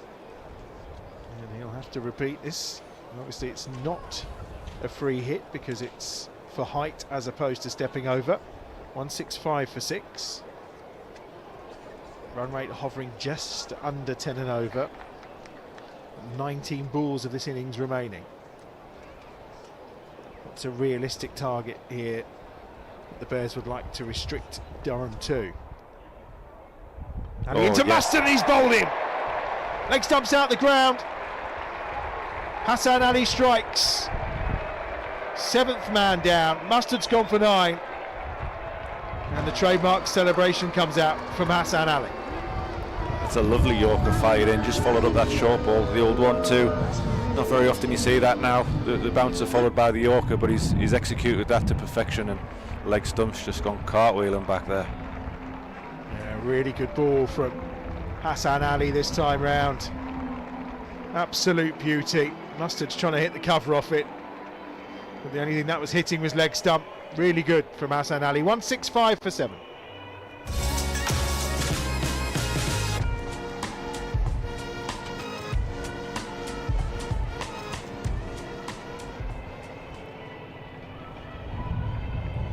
Three overs to go then, and now Chris Rushworth. I mean, again, if you're Durham, if you can get to 190, you're probably not happy, but you're content. Yeah, no, definitely. I still think that the momentum is well with the Bears here. You know, we've brought the run rate down. We're picking up wickets, so the Bears are definitely the happier of the two sides right now, I would say. I think these next 3 overs could be key. We pick up Coughlin before he gets too many away, and then there's a chance, like I said before, we could bowl them out here under the 20 overs.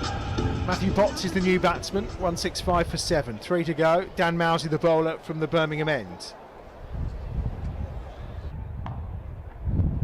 It's going to be a 1. They've tried to run it quickly, but Coughlin will just take the single. Brings Potts onto strike. Might have Durham won the toss and elected to bat. If you have just joined us, one change for the Bears today. Richard Gleeson is rested. Amir Jamal making his first T20 appearance for the Bears as Mousley is in again. Potts will take the single. Bears will be happy. Restrict them to 18 off these last 3 overs with singles every ball. That would be a tremendous result, given at the halfway stage they were above 100 and were ticking over at least 10 and over at one point. Well, they've gone for a second here. Chance for a run out, maybe. No, throw's not quite good enough, and they ran it really well. Yeah, I think you've got to go the other end. When Coughlin's on strike, when he's running, you've got to go the other end, because it's very, very rare you see him get run out. He's just so quick. So the pressure's always on the guy at the other end. 169 for 7. Midway through the 18th over.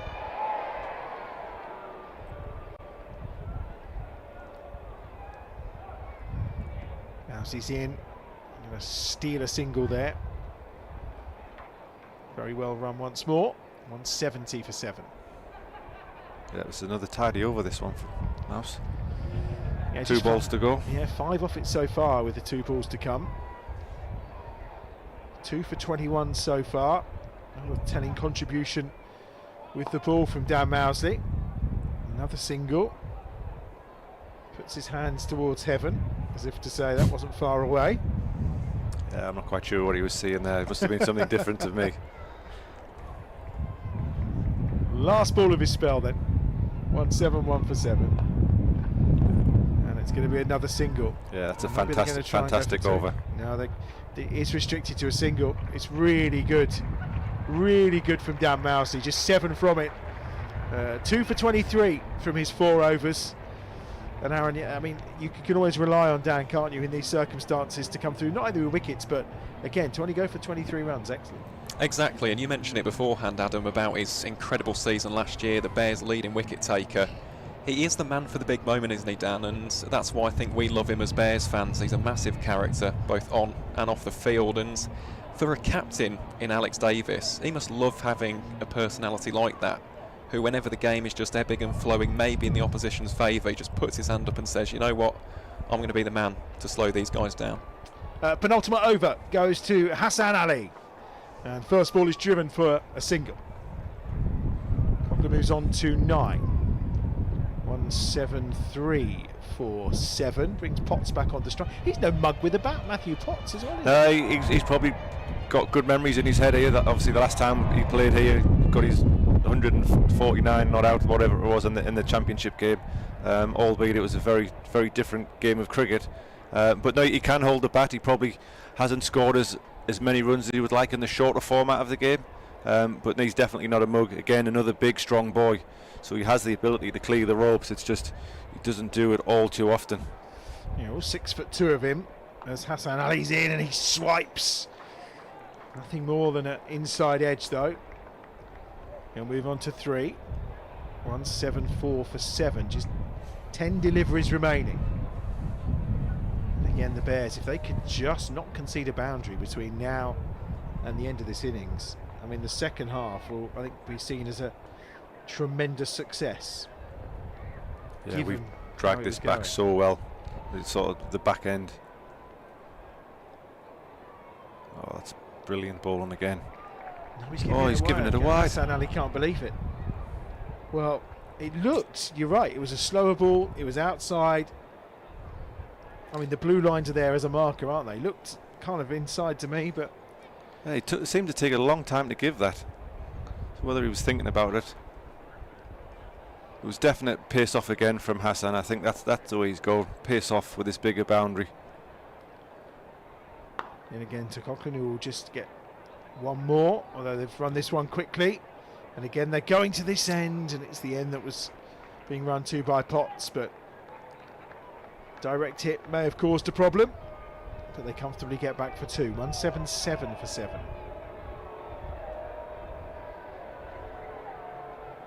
Lovely blue skies in Birmingham.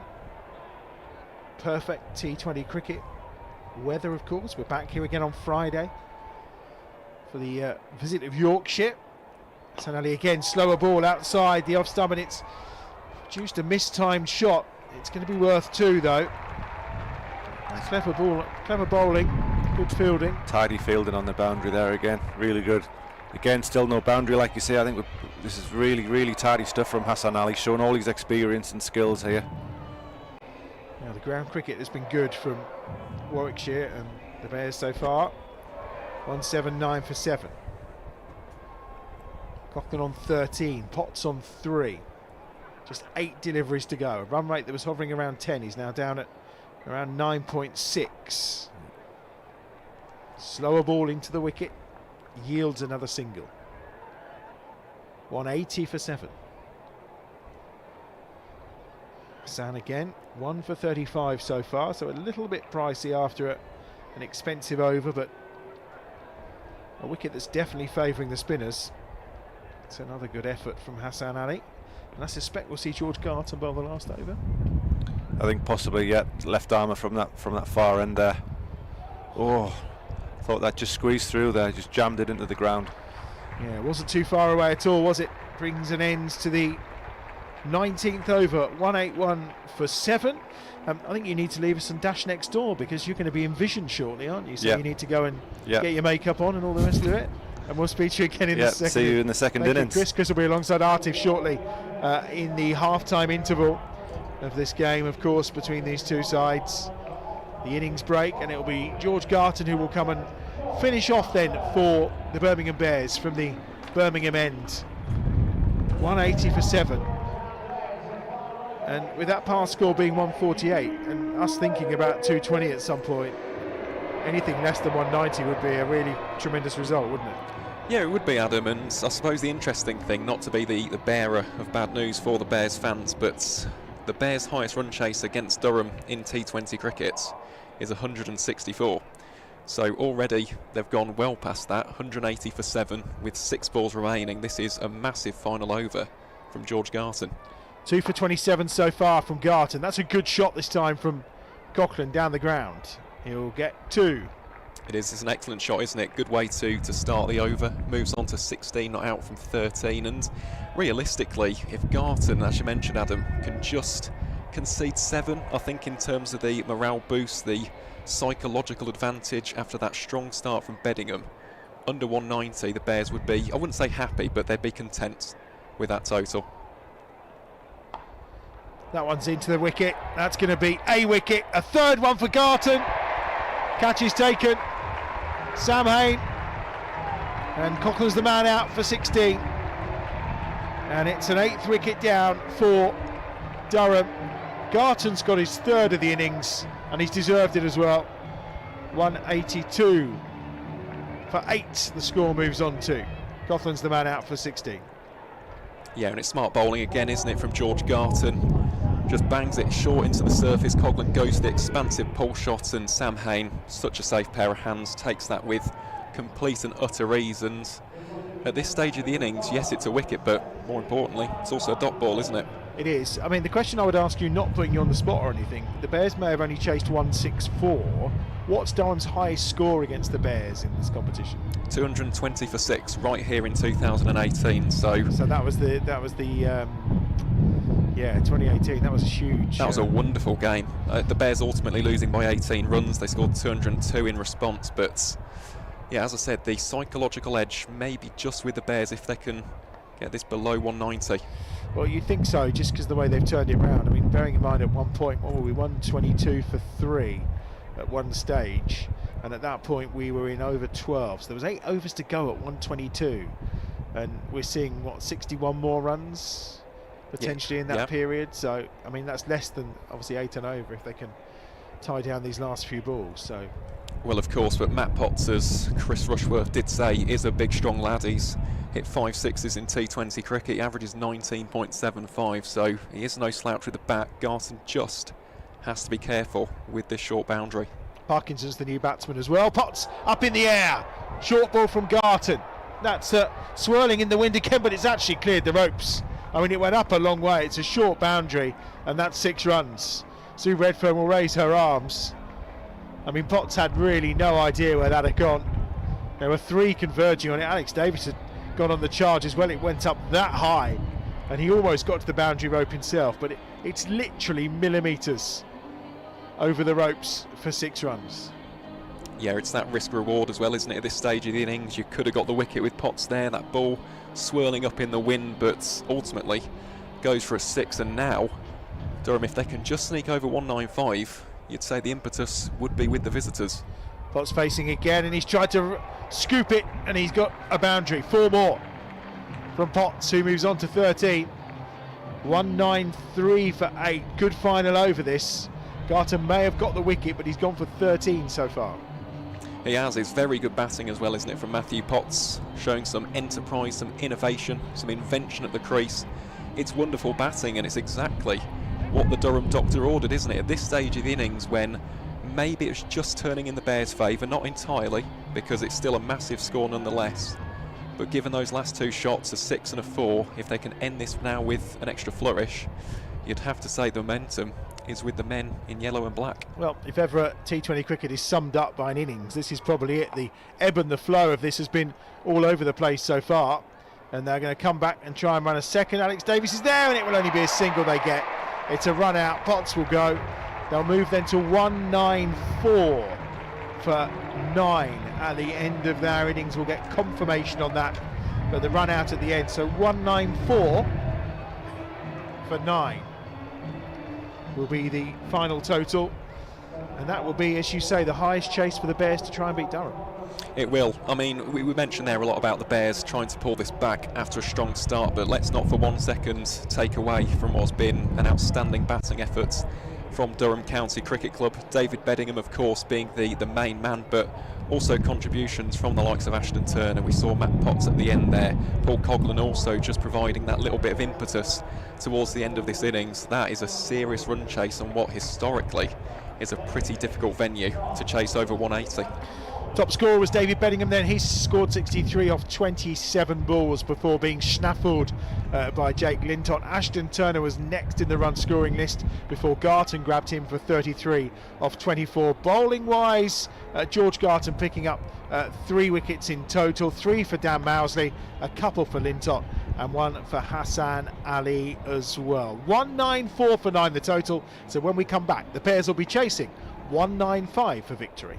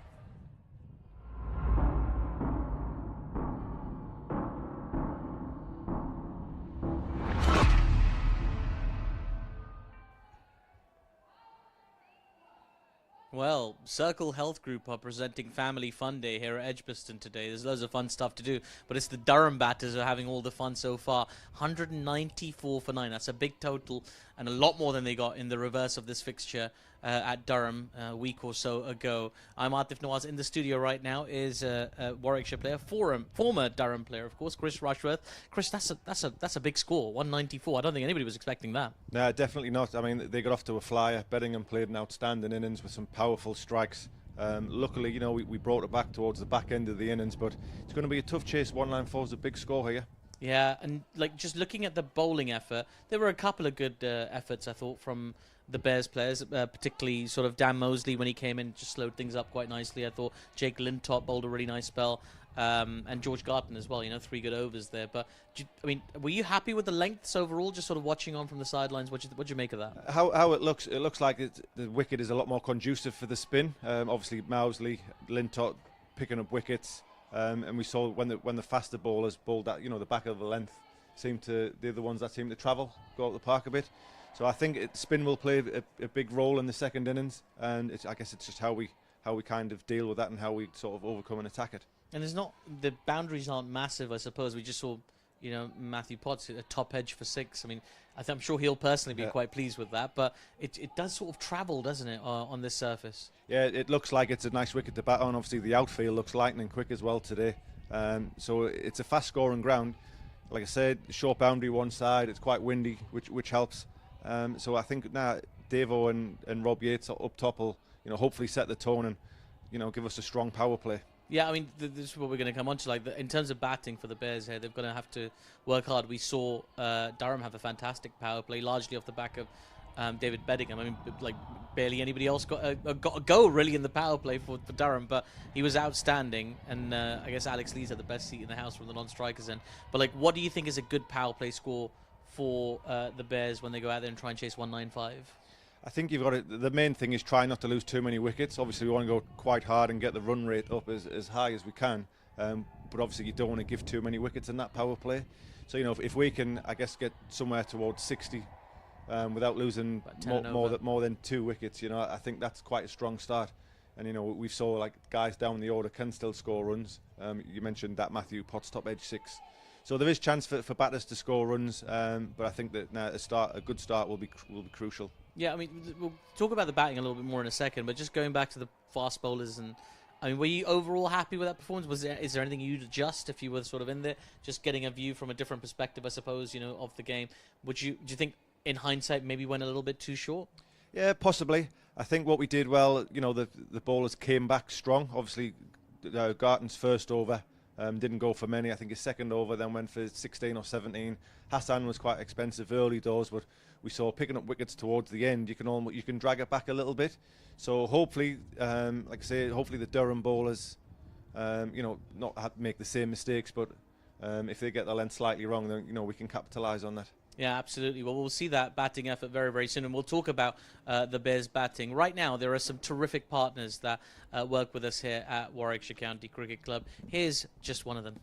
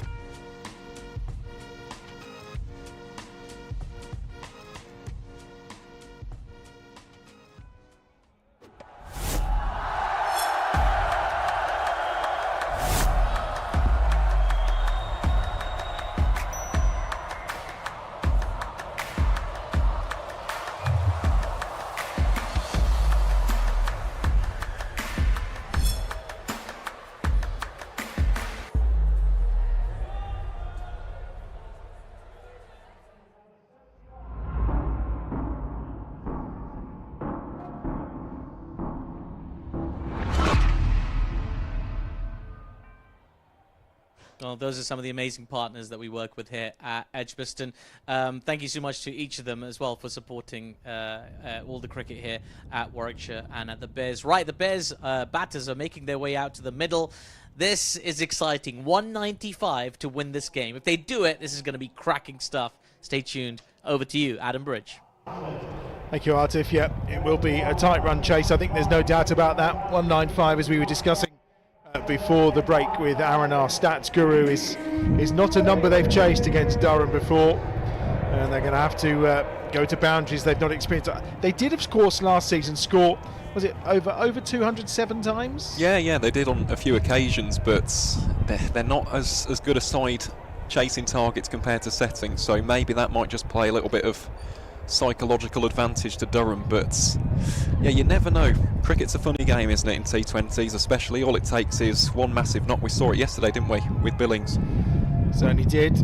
Davies is on strike and is off the mark. Callum Parkinson will open up the bowling from the Birmingham ends, and the performance director returns, and well, he's smiling, so that's not bad. I'm guessing at the point you left us last time, I mean, and there was various points where 220 was on the cards in that innings, wasn't there? Yeah, it wasn't a smile, it was a grimace after just climbing 3 sets of stairs, Adam. Would you want me to leave you for a minute to get your breath back? That's Parkinson's in again. Yates, it's a wide, second single to the total. I mean, if ever an innings summed up T20 cricket, we kind of felt that was the innings that did, because it ebbed and flowed so much, didn't it? Parkinson in again. Appeals for LBW, he's given. Sue Redfern's finger goes up immediately. Parkinson struck in the first over, and it's Yates who's gone. Second ball, or legitimate second ball of the innings. So just like Durham, the Bears have lost a wicket with the second ball. Only this time it's Yates who's out LBW for naught off the bowling of Callum Parkinson. Yeah, well, you talk ebbs and flows, Adam. I mean, there's a big ebb, and just looking at the replay, I don't think there's any doubt about that. It's pitched in line, it was running onto the stumps. Yatesy was looking to play an orthodox sweep, but just failed to make contact. At one point, as we were saying, 220 looked very much like it was feasible, wasn't it, when Turner and Robinson had just kind of picked up the mantle and got a partnership going. But the Bears did so well to rein that back in.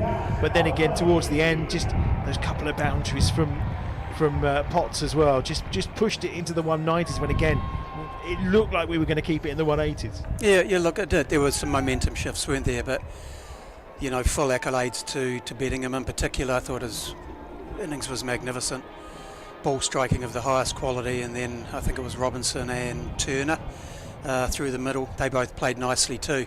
But the boys, they pulled it back nicely. There was a nice sort of stanza through the middle there where they bowled nicely and created some pressure, but then just let it go again right at the end. Parkinson in again. New batter is Dan Mousley, who's come up the order. So we've seen Benjamin batting at 3 in recent games, ahead of Sam Hain, who's been coming in at 4. Dan Mousley today again. Is this that flexibility of the batting order depending on what the target is? Yeah, look, and Davo and Robbo have been very keen to just establish that flexibility. So both Benji and Dana have been open to movements in the order. It's nice from Alex Davis. Round the corner for 6. Really nice shot. First boundary of the innings. And if there's a player who looks like he's got a big T20 not coming, it may well be Alex Davis. Yeah, and that's a good shot. That's a real Davo shot, that, isn't it? Just pivoted nicely and just almost eased it for 6 of the short boundary there. Yeah, look, he's had 3 sort of mini innings. He's got into double figures, I think, 3 times. Let's hope he can convert today. Takes another single. Takes the Bears up to 10 with 1 ball remaining in the first over. And again, we saw what Dan Mousley offers with the ball in that first innings. Bowled well, didn't he? I thought he had his pace better today, back to the Dan of last season. Parkinson again, another one that wraps the pads this time of Dan Mousley, and that's the end of the over. First over gone then. 10 on the board. Yeah, he seemed to, I mean, in particular, that last wicket he took, where he took the leg stump, the off stump out. I mean, again, he's almost like a really clever bit of bowling with those first 2 that he tossed up wide, and then all of a sudden fired it in, didn't he? Yeah, his quick ball is certainly it's got some wheels. There's no doubt about that. Probably quicker than my quick ball in the old days, Adam, to be brutally honest. You were known as the postman, I remember. You always delivered. Slow medium. Yeah, look, Dan's bowling is crucial for us. It really is. I mean, he just really balances that bowling lineup and having guys that can bat in that top 5-6 that offer you a full complement of overs, it's gold dust, because it does allow you to produce the balance that you need. It's going to be Matthew Potts who's going to enter the fray.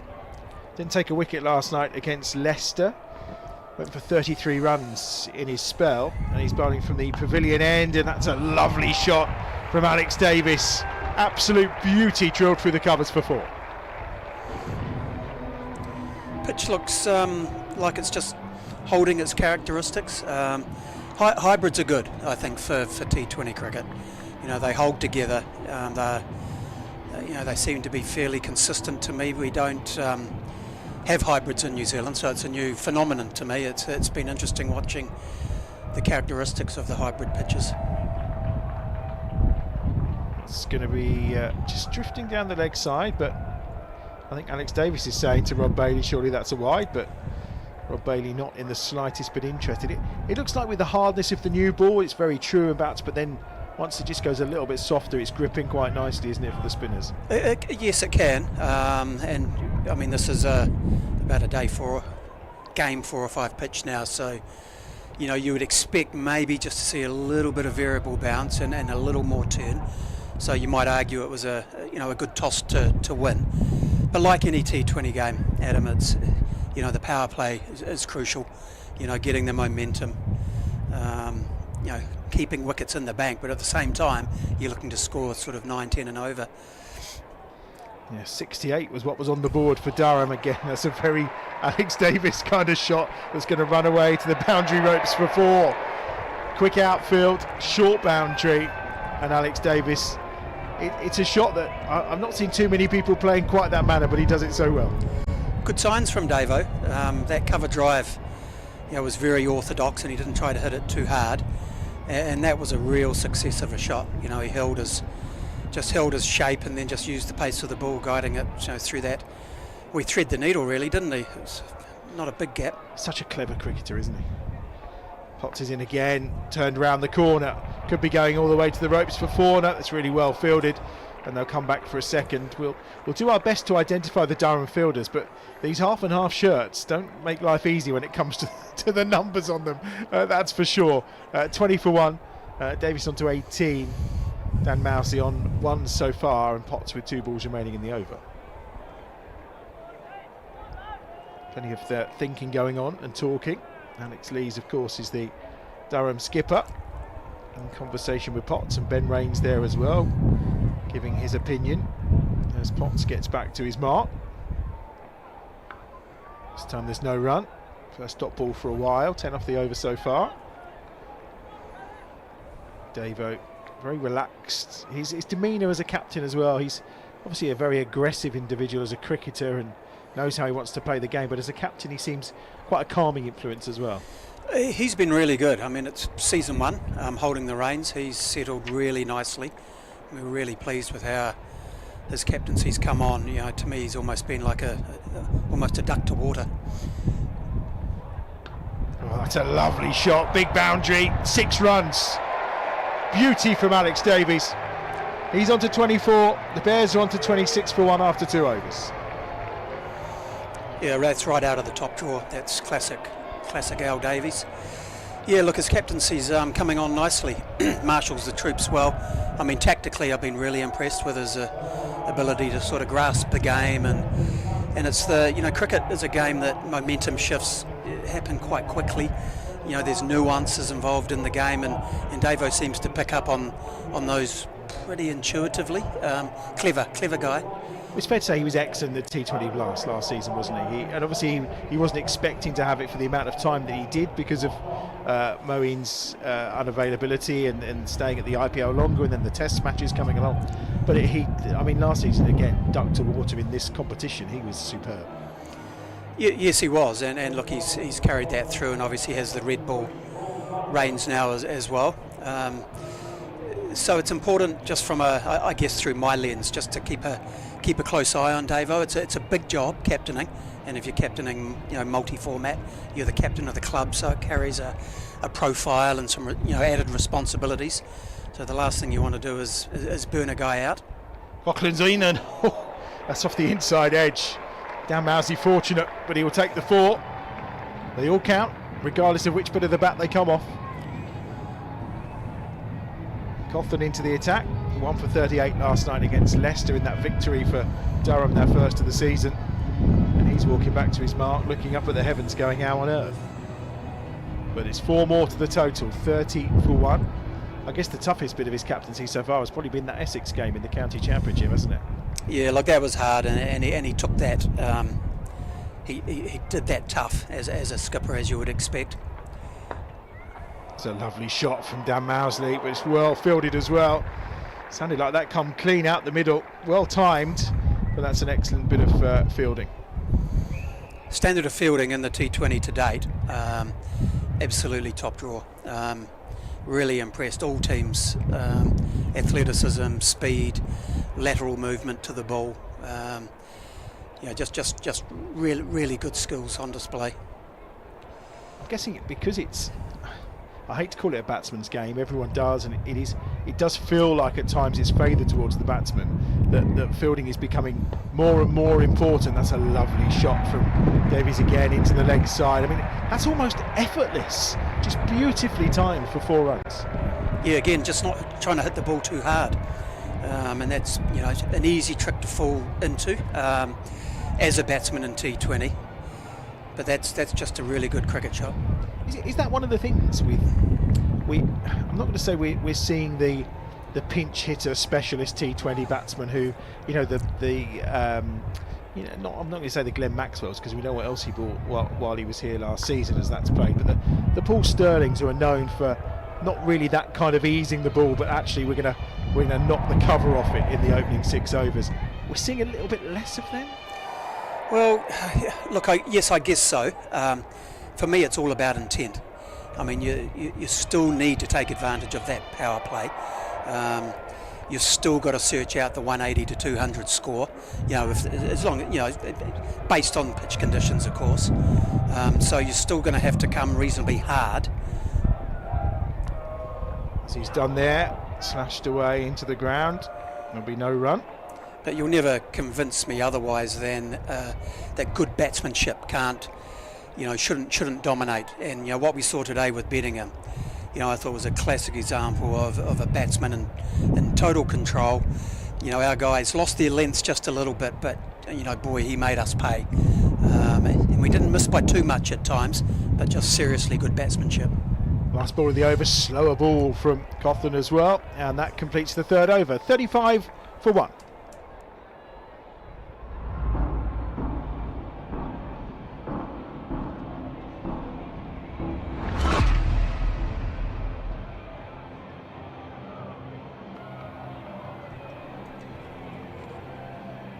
Nine off that over from Cawthon.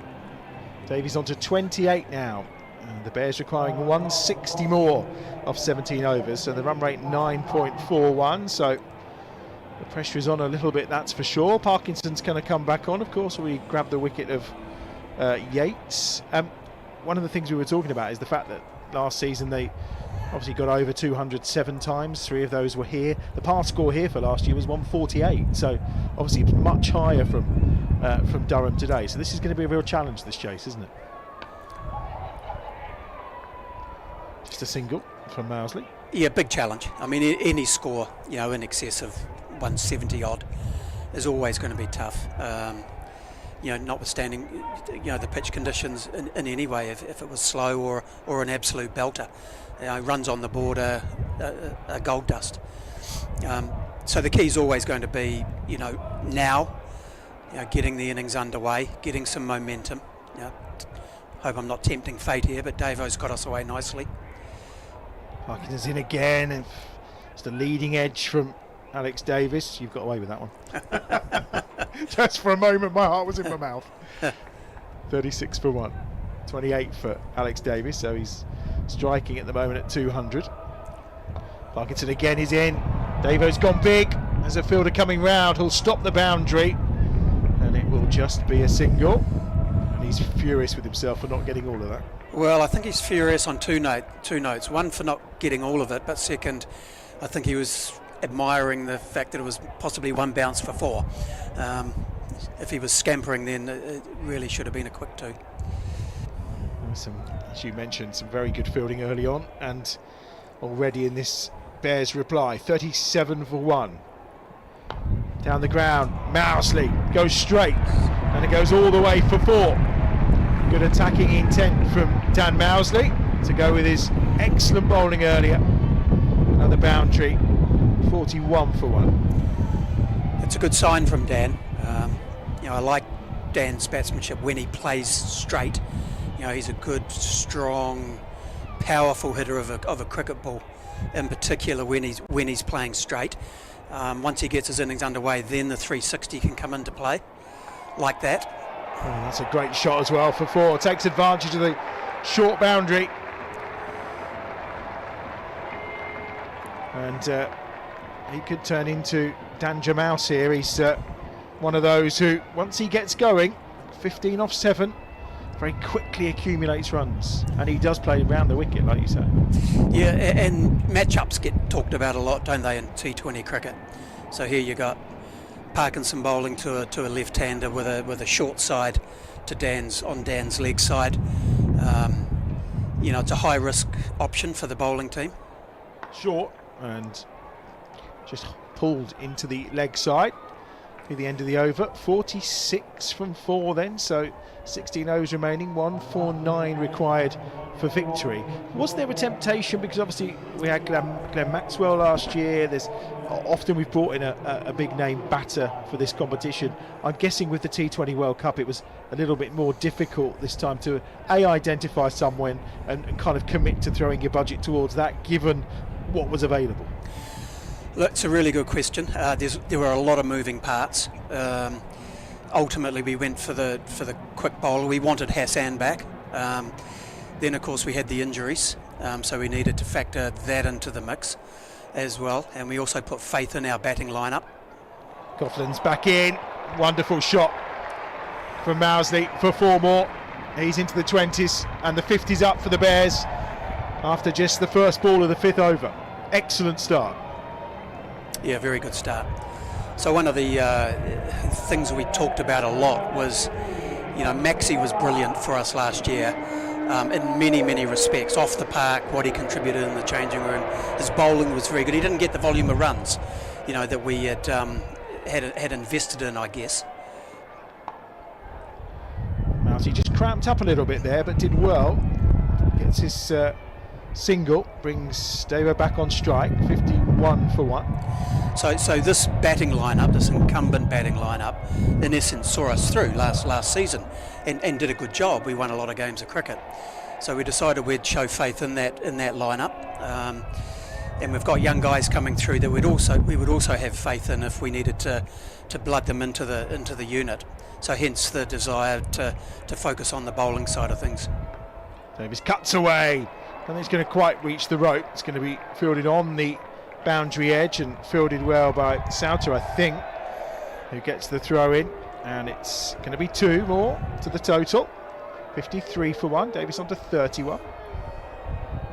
And that is the thing, because you're bringing in the world-class players for T20 time and time again for the batting, when you've got the likes of Bethel around and Mousley, who did what he did last season, Benjamin, who probably didn't really get too many opportunities last season, but we know has got that quality in this format of the game.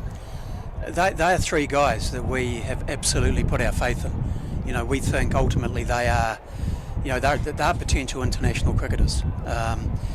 Now, until you give them consistent game time at this level, you've got to expose them. You've got to give them the opportunities and consistent opportunities. And we believe that all 3 of them are ready for big seasons. Cocklin in again. Mousey's just clubbed that up into the air. It's got enough on that, but it will fall short of the fielder. 55 for 1 then. 1 ball remaining in the first set of 5. And look at that, just like a flash. You're done and out of here again. So we'll see you again for the 20th for the Northampton game, is that? Do I pick my check up at the door? Yeah, of course you do. It's on the way out, yeah. It's fantastic having you here to provide this insight, because to know what's going on in the upper in the upper towers and what the thinking is really quite useful. And that's another terrific 4 from Alex Davis to finish the over. 59 for 1 then after 5 overs. 36 on the board. Before you go, are we going to win this? Well, I'm a lot more comfortable sitting here at 60 odd for 1. That's a good power play. Yeah. That's a good batting power play, and let's just say the foundation's set now. Let's kick on. They certainly have. It's been a pleasure as ever. Thank you very much for joining us. Gavin Larson, the performance director here at the Bears, guiding us through the first 5 overs here on Bears Den TV. I'm sure we'll get him back before the season comes to a close to give us more of his thoughts. But yeah, it's really fantastic insight to have one of the men who make the decisions alongside us. Not that your insight, Michael Burgess, isn't going to be equally as good, but just from a different perspective. Or don't make any decisions by the sounds of it. 59 for 1 is where we're at. Davis on 36, Dan Mousley on 22, and it's going to be Potts, 16 off his first over, and he's back into the attack again, and Mousley being aggressive, drills it. Hand on it means it'll only be a single, but again the intent is there as things stand. 60 for 1, 68 was their power play score, so it looks like we're in a fairly tight game here. Great start from the guys here. I think they had to be aggressive in the power play. Pitch looks a little bit sticky, so new hard ball, potentially the best time to bat, but no, a really good start from Davis and Mousley, and hopefully a big over here can put us up to par with them after their power play. Yeah, that wind may be just dying down a little bit. It doesn't seem to be blustering. There's that point we hear it on our effects mic. It's certainly swirling around as Davo's just tied up a little bit for space there by Potts, I think, who saw him making a little bit of room for himself out to that leg side and just followed him and did it very well. Did Potts. Just a single off the over so far. So 135 more required for victory here. Current run rate just over 11. Required run rate just ticking over, just over 9. Potts is in again and it's tucked up once more as Davo into the leg side just for a single. And it's an aggressive start, isn't it, from these two, which is what's required when you lose that wicket early as well. And they're two different kind of players, aren't they? Yeah, it's also easy if you lose an early wicket for people to be a little more circumspect and take their time, but no, both Mouse and Davo here have been really aggressive, and you're right, they do it in their own way. Davo probably sits a little bit deeper and sort of expects that top of stump length, and Mouse will use his feet a bit more and try and punish the ball through the covers, so I think we might have a little rundown coming this ball, I reckon. 61 for 1, here he goes, hammers it again. It's almost like I know what I'm talking about, isn't it? You know that man very well. Yeah, I mean, he's super aggressive and he's brilliant at using his feet and creating some width. He sort of runs down the line of the leg stump and creates width to try and punish through the covers, and obviously only 2 men out, first 6, he's trying to take full advantage of that. Just 2 off the over so far. What you don't want him to do is get frustrated at this point, because he's tried that a couple of times. As Potts trundles in again, that's cut away a little squarer, and that will be just a single again. So a good over here for Durham, the last one of the power play, 1 ball to come. 62 for 1 the score. Mousley on to 24, Davis on to 37. We were talking to Gavin as well about the flexibility of the batting order. So obviously we've seen Benji coming in at 3 the last few games, but again, I'm guessing today when you lose a wicket that early and you've got quite the chase, having someone like Dan Mousley coming in to just find his way and be more aggressive is probably the answer. Yeah, I think also they quite like this left-hand, right-hand combination as well, especially the short side here at Edgbaston. So no, Mouse and Benji can both bat anywhere in the order, which is very, very handy. Again, Davo's not got all of that. He's got a bit of it, and he'll collect a single for it. And that will be the end of the power play then. And Davis moves on to 38. Mousley on to 24. So 6 overs gone for the Bears, looking to chase down 195 for victory after Durham plotted 194 for 9. And the comparison, of course, after 6 overs, it was 6, brought to you by Daffabet, it was 68 for 1. Durham were after 6 overs, the Bears on 63. So just 5 in it, and a fairly even game in that respect. It's about keeping that momentum going, really, because there were times, I mean, that whole first innings just ebbed and flowed, didn't it? Yeah, I reckon the power play's parity, I'd say. Durham got off to a great start, and then the Bears managed to drag it back, and they almost had a little flurry towards the middle, and then the Bears sort of dragged it back a bit at the end. So I would say pretty even Stevens at the moment. And I think a lot depends on how the lads play the spinners here. Nathan Souter's coming on, Aaron. He's one to watch, isn't he? He certainly is, yeah. Last year, Durham's leading wicket taker took 24 wickets at 14.5, and he was brilliant yesterday as well against Leicestershire. Figures of 3 for 23. And some lovely, lovely wrong-uns. It's something for the Bears just to be careful of with his bowling. Davo's cut that one away for 4 to start with. Nathan Souter on into the attack. The Australian, 31 years of age. Took 5 for 15 in T20 cricket, which is a fairly decent set of numbers for anyone. There's a caveat to that coming from Aaron. There is. It's almost 6. He was dropped on the boundary. He was absolutely furious about that as well. I spoke to him on the podcast about it, but yeah, he's a very wily customer. That's how I'd describe Nathan Souter. Plenty of experience for Middlesex over the years. He was their 4th leading T20 blast wicket taker, so yeah, good option here for Durham. Going to be another single here for David. Do you do a podcast, Aaron? I never knew that. Do I not mention it enough? What was it called, sorry? The County Cricket Podcast. Oh, there we go. That's what it is, Adam. Have you had Burge on yet as a guest? I have indeed. I have been not just on, once, but twice. Yeah. So good he had to come back. Well, I was requested to come back by the fan base, I'd imagine. I think I did one on my own and one with Haney. I think we did a duo, didn't we? Yeah, surprise one with Sam Hain. One of the most chaotic but most brilliant episodes we've done on the podcast was it today. One of the most downloaded? That's the question. It was actually. Yeah. Oh, it was for the year as the second most. So you might have to. You look surprised, Adam. No, not in the slightest. You and Haney, I can imagine it's quite a comedy act, to be fair. Oh, it was brilliant. Absolutely fantastic. We might have to do the reunion in 2024, get those figures back up. But yeah, it's been a good start, this, hasn't it, for the Bears? Very, very impressed with this, considering that the power play in recent years has been a little bit problematic. Usually lose about 2 or 3 wickets. This has been very, very promising. 69 for 1 then, midway through the 7th over. Oh, the Mexican wave started, dear oh dear. The cricket's far too good for Mexican waves, I would suggest, but hey. Yeah, if they're not entertained by this start, I'm not sure what cricket they're expecting to be entertained by. It's been extremely entertaining power play. Well, it's working its way around the Hollies. You can tell there's a slightly different crowd in the Hollies today for Family Fun Day, because I don't think they would be entertaining it at this point usually, because they'd probably spill their beer as they try to... But there's probably a few different drinks being drunk today than a normal evening in the Hollies. Yeah, very much so. That's swept by Dan Mousley, and actually he's picked his spot there absolutely perfectly. He's dissected the fielders brilliantly for 4 runs for Dan Mousley. He's playing beautifully here. I think he's striking at nearly 200, and he's used his levers brilliantly there, got out to the pitch of the ball, just taken it in front of square, and this is a great partnership, and hopefully they can extend this for as long as they can. Have you been down in the dressing room? Is that where you've been I've been sort of flittering between here and the dressing room. What was the thought on the wicket? Just a little bit sticky, tacky. Better to bat with the new ball was the general consensus. Souter's in again, swept again. This time he's not picked his spot as perfectly, so we'll only get a single.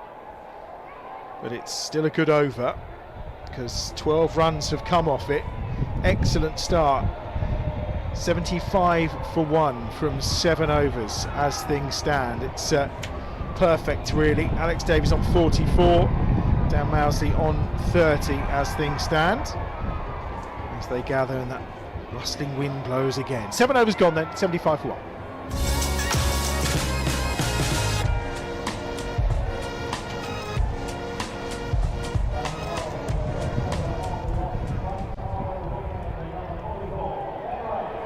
Ben Rain is coming on from this pavilion end, 49 T20 wickets in his career so far, and his bowling, remind me, against the Bears is pretty good, isn't it? Yeah, it is, to be honest, Adam. 17 of those 49 for Durham have been against Warwickshire, so yeah, it'll be an interesting matchup this. Got Davis out last year at the Riverside, LBW, so yeah, it's definitely going to be a difficult challenge against Ben Rain today. 120 more required, and Mousley is going to pick up another boundary here.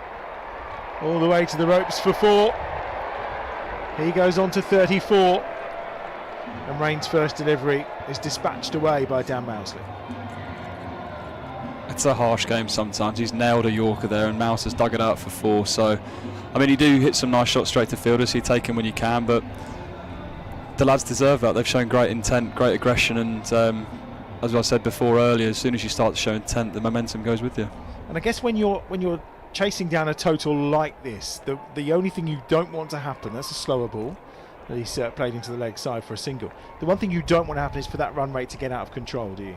Yeah, these guys will definitely look to try and bring that rate down as much as possible and take the responsibility to have people coming in to have to go at a lesser run rate than when they found themselves going in. So they're doing a great job at the moment, and as everyone says in cricket, wickets do stunt the run rate, so they'll be hoping they can extend this for as long as possible, and if they can get well ahead of the rate, it makes the life a lot easier for the new guys coming in. 80 for 1, 115 required from just over 12 and a half overs. Rain from the pavilion end again, and again they'll just take the first. They've run the first well, thought about coming back for the second, but Alex Davis was probably slightly more keen than Dan Mousley was on that occasion. It was Mouse running to the danger end. I think he didn't fancy getting his skates on for 2 there, but I mean, Davo's brilliant at that. He nudges into gaps. Even in red ball cricket he does that and scampers hard and ends up stealing a lot of runs, so Mouse will have to start backing up a little bit more, I think. A couple of weeks away from county championship cricket again for you, so you're just keeping yourself going in the meantime? Yep, just keeping myself busy, trying to hit some balls. Oh, that looks close. He's gone. It was closer than close, as someone once sang. Rain has gone. Rain has got his man, should I say. Dan Mousley, the man who's out. Slower ball again. He's used a few of those already. And we've said his wicket-taking prowess against the Bears is very good. And Ben Rain strikes once more. And Dan Mousley's gone for 35, 81 for 2. Called that very quickly. Spotted that straight away. It just looked good, didn't it? Sometimes it just looks good.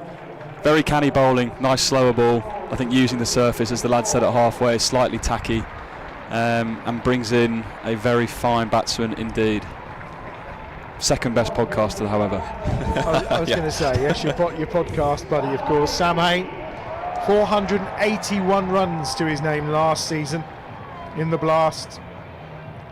Terrific to have him out there again. And he's already got over 100 runs this season, hasn't he? Doesn't feel like he's kind of touched anything yet. No, he's incredible. Honestly, I don't think there's enough superlatives in the English language to describe Sam Hain at times, but just interestingly, actually, against Durham, he doesn't have a great record. So he averages 31.33, which in Sam Hain's world is rather average compared to like 97 against Notts. But the key thing is the strike rate, 116.77. It's his second lowest strike rates against any North Group opposition, so maybe Durham will just play into that side of his game, maybe just try and time up for boundaries, but yeah, he's a serious cricketer, one of the best on the planet if you were to ask me, but that is very, very biased. 81 for 2 then, Hain's in and he's off the mark straight away. I thought it was interesting last night actually against Lancashire, because he got 59 off 44, didn't he? And it's at that point that you tend to see him motor. And I was looking at the scorecard thinking, well, if they're going to win this game, we're about to see Hain do his accelerator moment. But obviously once he got out, it was just kind of left us with not a lot to kind of anchor the innings home. But he just has that way of almost effortlessly going through an innings, doesn't he? And just judging the tempo, particularly when chasing, very well. Or fielded. Oh, that's brilliant bit of fielding from Rain. Really does terrifically well. And that's a good over. Look, 7 from it, but the wicket as well. That was just what they needed. 82 for 2 then at the end of 8 overs. Tell us about Sam Hain then. Well, I was just about to say there, when you mentioned how he times an innings, he just has a canny knack of knowing when to accelerate in a T20 innings and when to sort of push that button. And he's so experienced now. He's played so much T20 cricket, and now brilliantly for him around the world as well. So experience comes a lot into it in T20 cricket. I know Gav was touching on the fact of some of the younger players playing and needing to gain that experience, and it is invaluable, and playing with the likes of Haney will do them the world of good, but he just seems to know when to hold back, when to sit in, and what moments to really go in a game. So I'm fingers crossed there for another Sam Hain masterclass in T20 batting. Yeah, we shall see. So 8 overs gone, 82 for 2. Souter is back at the far end, 12 from his first over. And it's going to be Hain who takes strike. Just a single. Very comfortable for Hain. He moves on to 2. Davis on 45. I guess these two like batting together as well. Yeah, and I'd expect Haney to just give himself a little bit of time to get in here. He'll give himself 7-8 balls to get in, and once he's in, then he'll start to look to expand slightly more, but he just knows exactly when to start motoring, as we said. I suppose the key thing now is to not lose another wicket quickly, isn't it? So it's it's about trying to, as we saw with them, losing one or two quickly is what halts your momentum, whereas actually if Davo can just keep ticking over and Hayne can have those few balls to get himself going, then they can push on once more. That's it, and 2 new batters is what really hurts you in T20 cricket, so Davo can extend this as long as possible. That'd be brilliant, and he's got a brilliant partner at the other end he can rely on to tick over, run a ball, and when he needs Haney to go, Haney will do exactly that for him. 84 for 2, 46 now for Davis and Hayne on 2, and he's on strike, and the run rate just dipping down to around kind of level with the required run rate of 9.65. Currently sitting third in the table, the Bears, of their 2 victories so far. The wins, of course, against Notts and Durham in that first game of the season. 4 finals day appearances, and a 5th is what they desire. Losing in those quarterfinals last year, of course, in that really tight finish here to Essex in a game that looked well beyond them at one point. Davies back on strike, 85 for 2. Just going to be another single. Easily fielded for Durham. Game feels like it's just in, it doesn't feel like a flat spot, but it just kind of drops to that moment where it's just, we'll take singles. I would expect this from the guys for the next couple of overs, as you said, 2 quick wickets straight away. That's the one thing they won't want to happen here. So Haney will get himself in, he'll get himself set, he'll be adjusting to the pitch conditions. As soon as he feels like he's in, he'll go. And as I said, Davis here trying to scamper back for 2. This is what he does so brilliantly.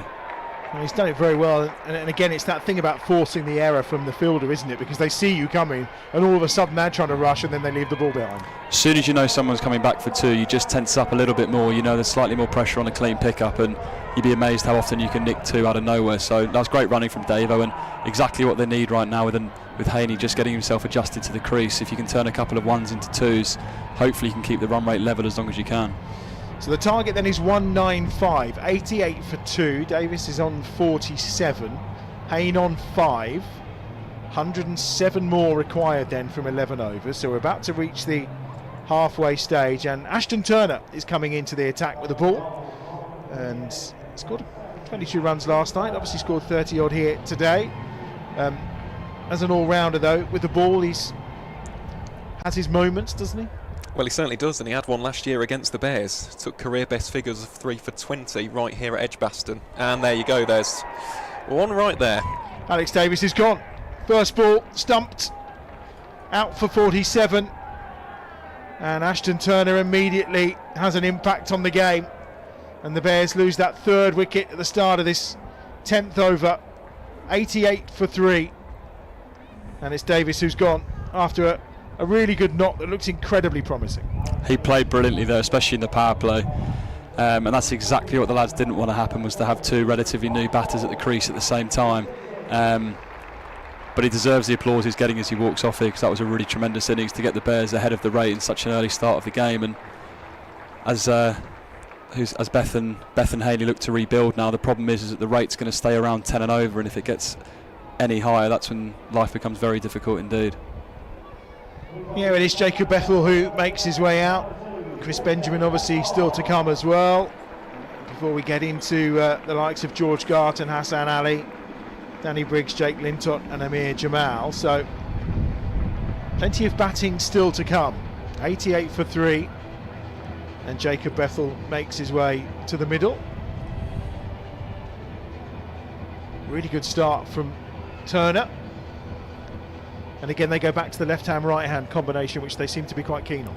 Yeah, that's a massive thing for the team. They like having that, especially the short side here. And I think these next 2 or 3 overs, I'd imagine a lot of spin's going to be bowled, and whoever has the better middle of the innings. I mean, we managed to drag it back brilliantly in the middle. So if the guys can tick over at 7 and 8 here, slightly low risk, it's going to set them up for a pretty exciting end to this game.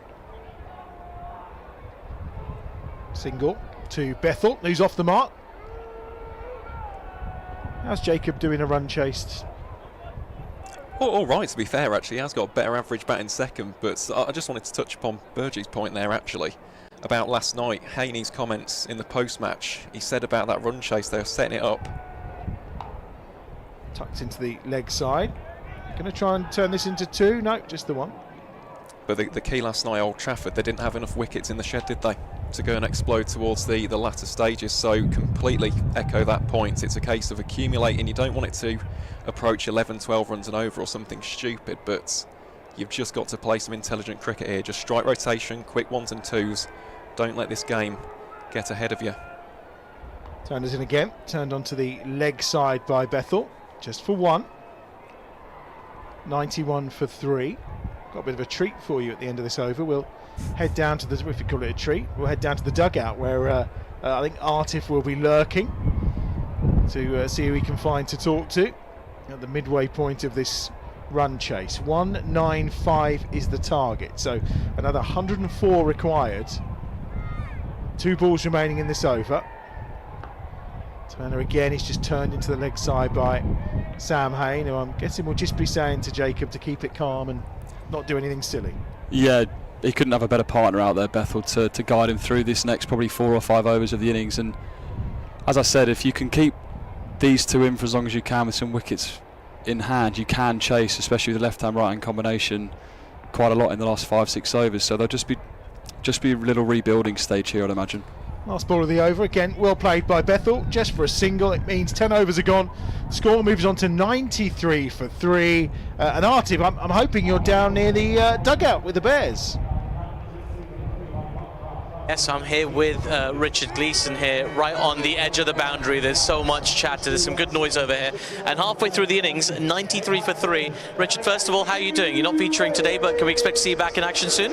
Yeah, just having a little rest today. Busy schedule, back-to-back games, and then early start as well. So they just wanted to leave the old man out and give me a chance to rest up. But yeah, should hopefully be back in next game.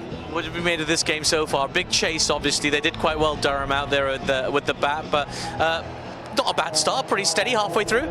Yeah, they batted well. They hit some big shots, had a couple of big overs, but we're right there and thereabouts. We need to keep ticking over. 2 new batters in, so they've got to tick over, try and get some boundaries, and hopefully we can get over the line. Do you think it's been a tough surface to... I should keep an eye on the action in case the ball comes in my direction. Do you think it's been a tough surface to bowl on? Yeah, it's always difficult when you've got a short side, but then there is the wind as well, taking it the other way, so that it does make the boundaries a lot smaller, so it does make it difficult. You've just got to be smart, stick to your plans, and know the opposition well. What do you think is going to be key here for the Bears? We've got Jacob Bethel and Sam Hain out there at the moment. Who do you think has got to go deep for the Bears here today? I think Hain is our platform. He's the guy that we look to bat through and take things deep. So I think Beth will have a few more balls, and then he might look to try and hit a few boundaries and take the game on a little bit. And targets, they sort of break them down into sort of chunks, don't they? So do you think there's a number that these guys have in mind? Like at 15 overs, that's a lovely shot. That crunched it out towards. Well, it could stop in the deep, but lovely shot. So do you think there's a number they've got in mind? Like this is where we want to be at 15 overs? They'd probably not want anything more than maybe 60. So I think if they can keep it to just over 10, because like we say, it is a small side and you've got a strong wind for the other end as well. So you can chase anything, but you've got to have guys that are in to do the job. You keep saying small side. It makes me paranoid. Is that ball's going to run away? Is it? No, it's been stopped at. In the deep there for another single. Yeah, it was some nice shots as well from Davies at the top. Like he was having a terrific knock. Unfortunate for him to fall just when he did, but he was looking in great touch. Yeah, he's a classy player to watch. His late cuts especially, I find those, when he's on with those, he tends to be looking in good shape. Especially the shot through mid-wicket as well off Coglan, I think it was. That was a really nice shot. Unfortunate that he couldn't get us there, but yeah, he set a nice foundation.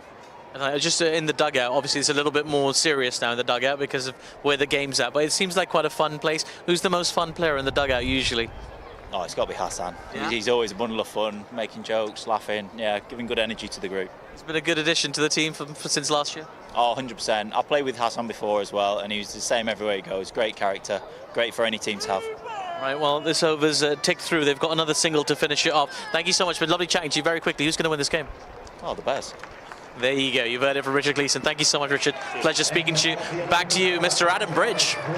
Thank you, Artif. Richard Gleeson guiding us through the 11th over. 7 from it from Parkinson, and the 100 up for the Bears at the end of that over. So 95 more required from 54 balls. Michael Burgess has left us and rushes returned for the last knockings of this run chase. So 95 required from 9 overs. I mean, I think Richard Gleeson summed it up. Sam Hain's probably the key to this one, isn't he? 100%. I think he's your man in almost any run chase, to be fair, but I think especially now with this losing those couple of wickets, that's a cracking shot from Bethel. It is very aggressive against Turner, who only went for 5 in his first over, and Bethel's come down the wicket and smashed him through the covers. Really good shot. I think this is the partnership that, you know, started to build, or started to kind of get some momentum in the game last night. So hopefully they can kind of recreate that, but push on a little bit and get us closer to that total. Yeah, Jacob scored 33 off 22 balls last night. Was very impressive. Turner's just tucked him up a little there. Stops him doing quite what he wanted to. So a dot ball comes our way. 12 on the cards now for Bethel. 9 for Sam Hain. Turner again. Bethel's gone big and straight this time. And that's going all the way, is it? Yes, it is, for 6. Just out of our view here. But Bethel got plenty of it. I think the fielder was interested for a moment or two. But it's a big 6 from Jacob Bethel.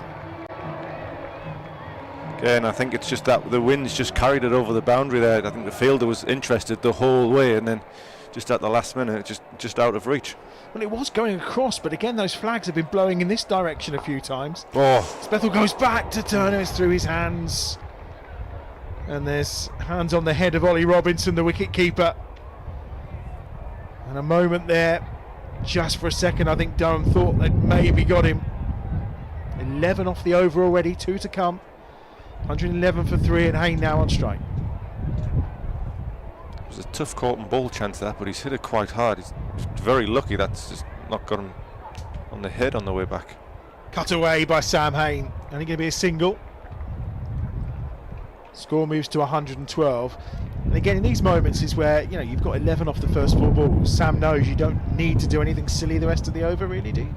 Nah, he's shown all of his experience there and his knowledge. Just taking a little single, no risk, quite low risk. There's another beautiful shot through the covers. It's well fielded. Well, it's incredibly well fielded, and I mean the ground fielding from both sides has been exceptional. It's Alex Lees this time who goes down and comfortably manages to make the stop. 113 for 3 then. Bethel on 20, Hain on 10.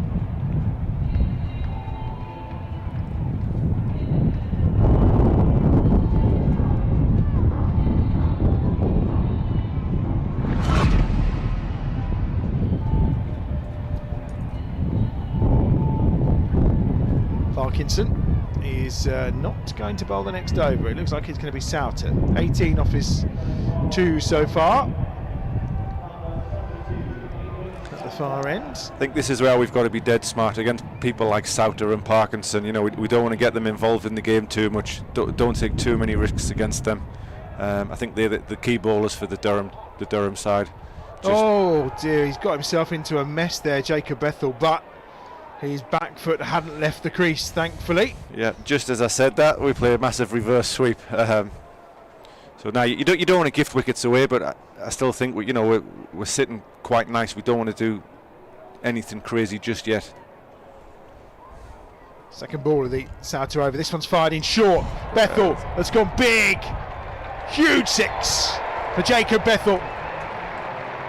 It was short. It was asking to be hit, and he took the opportunity nicely. Yeah, he hits a nice clean ball, Bethel. He's got hold of that one.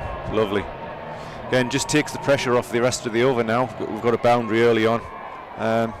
We can just push easy singles now and still take 10 off the over. Feels like an old-fashioned way to approach a run chase, doesn't it? Get the boundary in early. Definitely. But it does takes the pressure off the rest of the over. Souter in again. This is Fuller, straighter.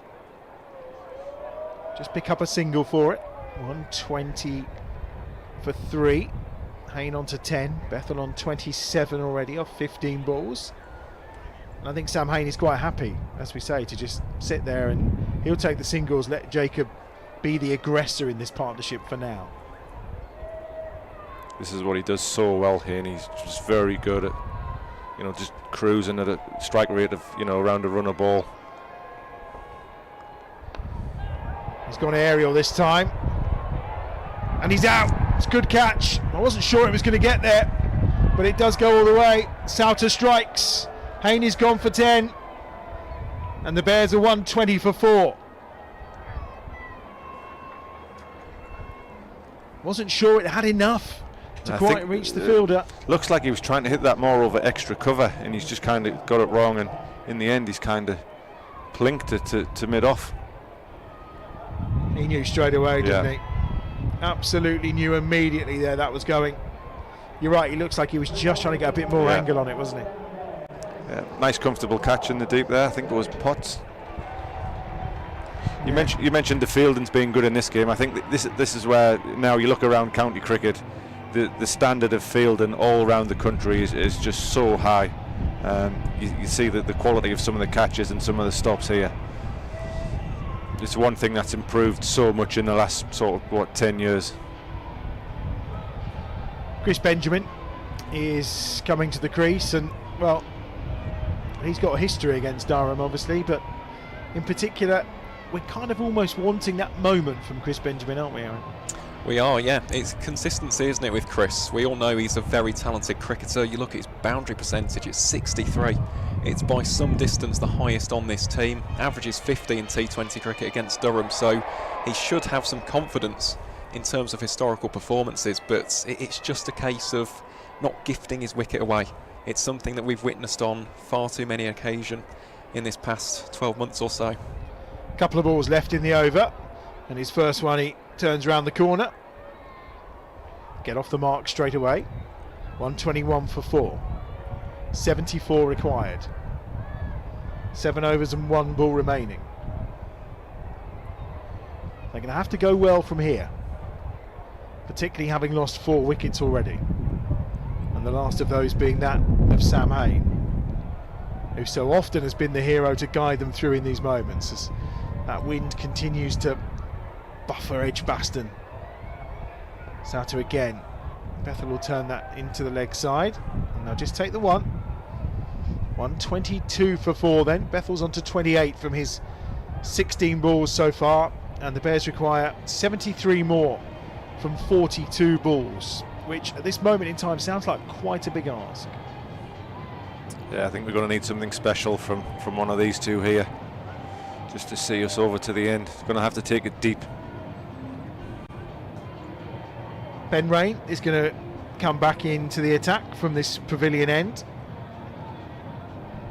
Of course, it was his slower ball which did the job on Dan Mousley. 122 for 4. We could be in for a tight little finish here, as long as the Bears can keep enough wickets in hand. This could be quite an exciting finale. Don't go anywhere as Rain just beats Bethel outside the off stump. I think his change of pace is what seems to cause people problems, Ben Rain. I think he's been predominantly running in and bowling kind of just off spin, fast off spin. He's trying to catch people out with the faster one. Certainly a very talented all-round cricketer who loves turning it on at Edgbaston for sure. This one is shorter and a bit slower as well. Up in the air from Bethel, he gets away with it. He was cramped for space, didn't get all of it. Aidan Mustard was the fielder coming in. Just short of him though, thankfully for the Bears. 123 for 4. Not sure he's happy with that one, Ben Rain. I think he feels he maybe could have attempted the catch, but from the angle up here it looked like it was well short really. Don't all bowlers want the fielder to try whether they're a mile away or not? You just want to see the effort, don't you? You want to see someone try. I can't imagine you doing the teapot too often. Nah, never. Rain in again, slower ball, worked by Benjamin onto the leg side. I guess when you've got someone like Rain who is bowling at kind of constant slower balls, and then all of a sudden you know he's got that capacity to knock one through, he's a fairly dangerous customer to deal with. Yep, he's shown all his skills here. He's very wily. Obviously been around quite a while. He's a huge competitor. He's very in-your-face kind of cricketer. He loves to compete.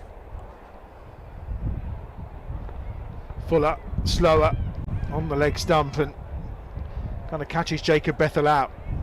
124 for 4. 2 balls to go in the over, just 2 singles off it so far. And it was these kind of overs at this point that kind of slowed the Durham momentum. So it does happen. Just doesn't look like they're going to line him up here. He's obviously bowling something different every ball, and I think that the Bears batsmen are just finding it tough to line up. Not sure what's coming.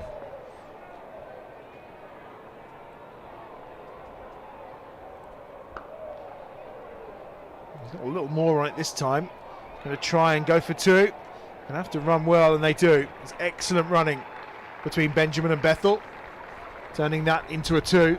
Looked like it would purely be a single. 126 for 4. 69 off 37 balls. It's going to be a real big effort as the shadows of the players start to lengthen. What are we, 5 to 6 in the evening? The E of the Edgbaston stretching out on the playing surface. Again, Bethel's tucked that into the leg side, and it'll just be a single as it's fielded by, it was Ashton Turner or Souter, one of those two. 127 for 4, then 6 overs remaining. And runs wise, 68 required then from 36 balls. So we're almost at that point of 2 a ball, so 12 and over. And I guess when you get to the point of two a ball is when you're starting to panic a little bit, isn't it? You cannot go through an over without a boundary, really. Yep, no, definitely. Just looking at the ball, and now Parkinson's coming back on to bowl his last over. So I think if we can kind of see him off, maybe take a boundary off this over, and then we know he's bowled out. So you want to try and get the seamers back on. It looks like the runs have been easier to come by against the seam bowlers. Well, yeah, Parkinson's got one here.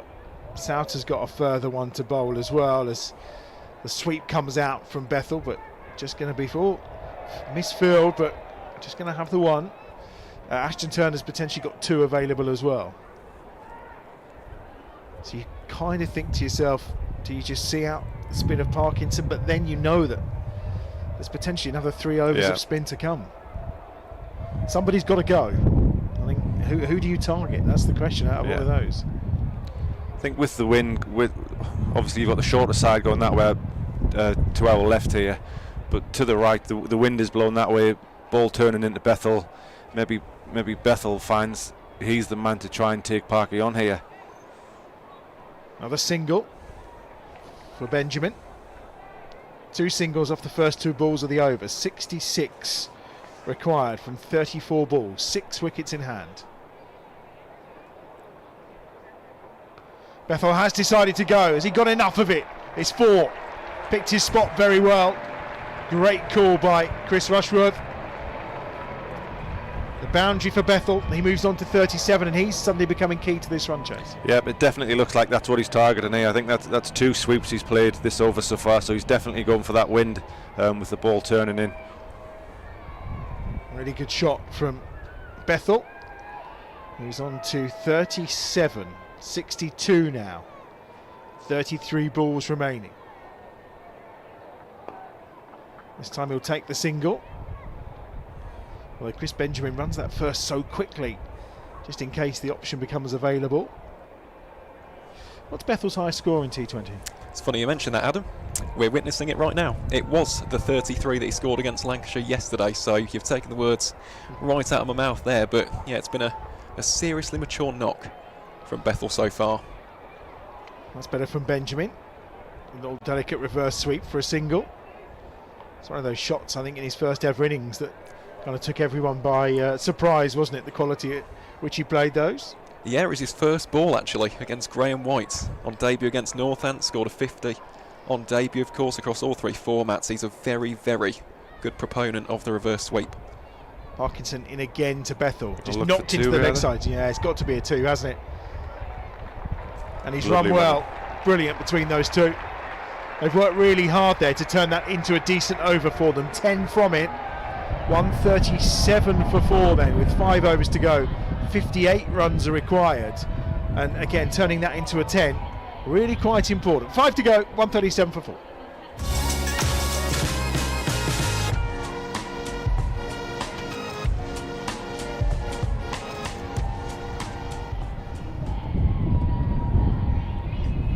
I think, gentlemen, we might be in for a bit of a belter of a finish here.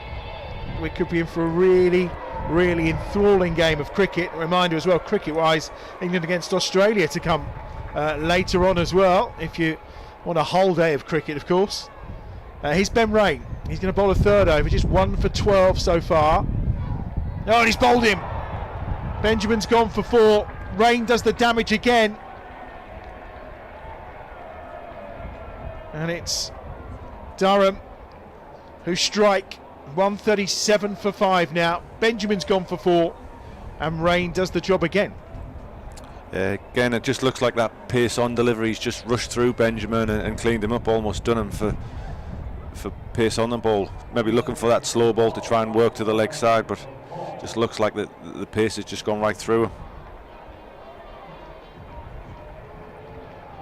Right, next batsman is, I think Jamal's coming in next, which is no surprise given his numbers as a batsman. No, it isn't. So I'd mentioned them right at the start of the broadcasting now. 138 runs in the PSL. You look at that strike rate, 162.35. Not exactly the most orthodox batsman at the crease, you'd have to say, but gives it a good old whack. And at this stage of a run chase, 58 needed off the final 29. That's exactly what the Bears require. Indeed, it's going to be a tough ask, but again, Bethel's still out there on 40, his highest T20 score. And now we have Jamal to the crease, who knows where the long handle belongs. Let's see what he's got to offer here against the guile of Ben Rain. And he's bowling first ball. Well, Jamal looks and says, what on earth just happened? But he's beaten all ends up by Rain. Certainly wasn't the pace this time, I don't think, but it was a Yorker, and it was a good ball, and it's 137 for 6.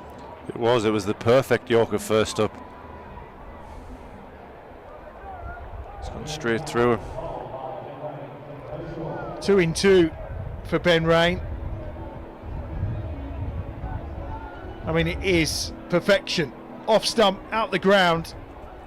Ollie Robinson celebrates, and no surprise. George Garton makes his way to the crease, and well, you feel for Amir Jamal. It's been a debut to forget, really. First ball up, and of course he only bowled the one over in the Durham innings, and that went for 25 runs. He'll come back stronger for it though, for sure. Going to be an arm round Amir after today, isn't it? Yeah, no, definitely. You do feel for guys when they have a game like that, but like you say, these games come thick and fast, and there's still a lot of time to make an impact in the T20 comp. But now we're in for a good finish here. We need something special from one of these two. We do. It's Garton who's on strike. Hat-trick ball for Ben Rain then. 137 for 6. Garton does well. He's eked that away, and it's not quite going to reach the boundary, but they will come back for 2. Perfect start from George Garton. We're going to need some runs from him, Aaron. We certainly are, yeah, but he's more than capable, isn't he? With the bat in hand, George Garton averages 16 in the format, strike rate of 134.18. So, again, no slouch with the bat. And you look at the Bears today, crucially, everybody can bat, even down to Danny Briggs. Rain again, and he's just beaten Garton outside the off stump. That one with a bit of pace once more, Russia. Yep, he's bowling very well. He's very deceptive, using all kinds of slow balls, knuckle balls, it looks like, and then that full-on pace just seems to be rushing people. Definitely been the pick of the Durham bowlers for me. Feels like it's the kind of wicket that suits him as well, doesn't it? Yep, 100%. 3 for 14. 2 balls to come in the over.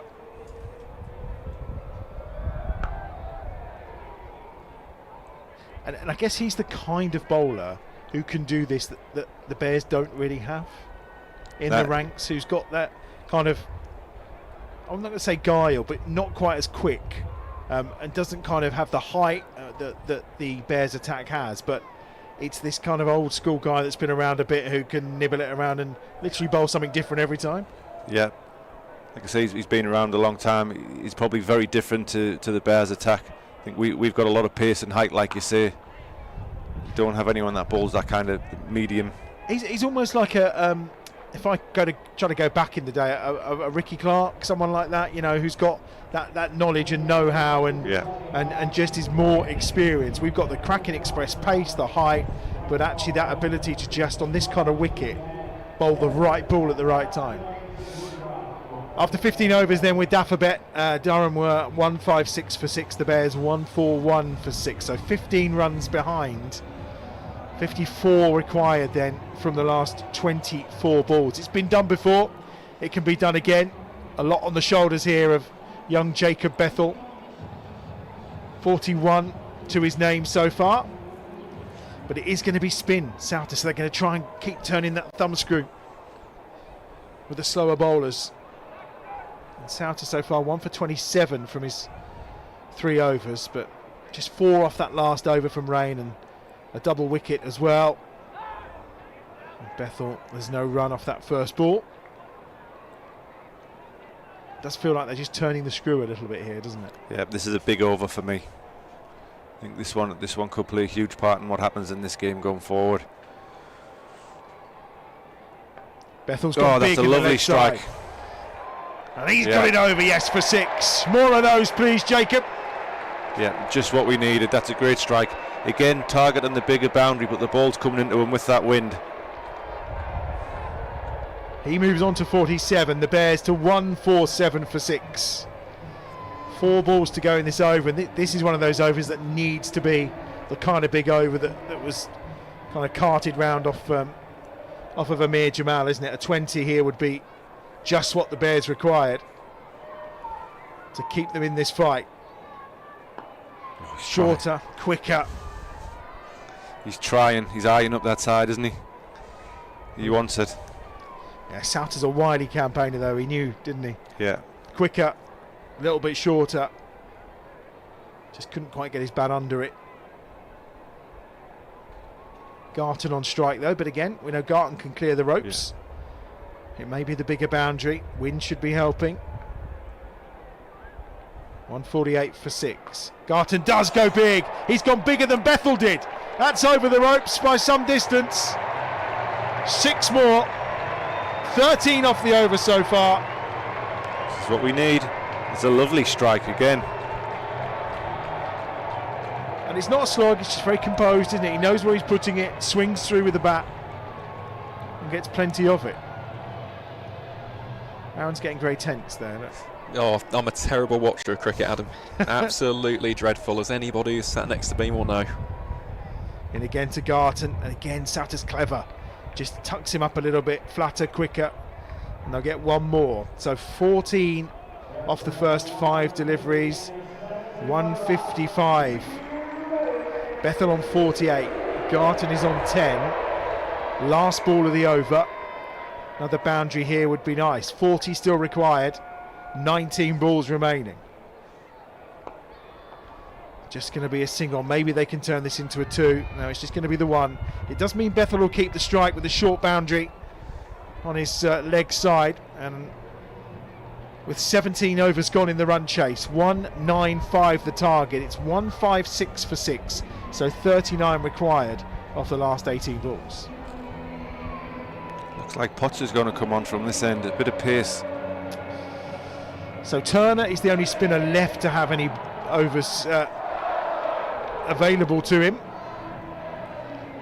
I'm surprised they haven't gone with Ben Rain again and bowl Ben Rain out and try and almost kill the game effectively, but I think this is an opportunity for the Bears to try and get some runs here. We've seen pace travel so far this game, so be interesting to see what the plan is from Potts.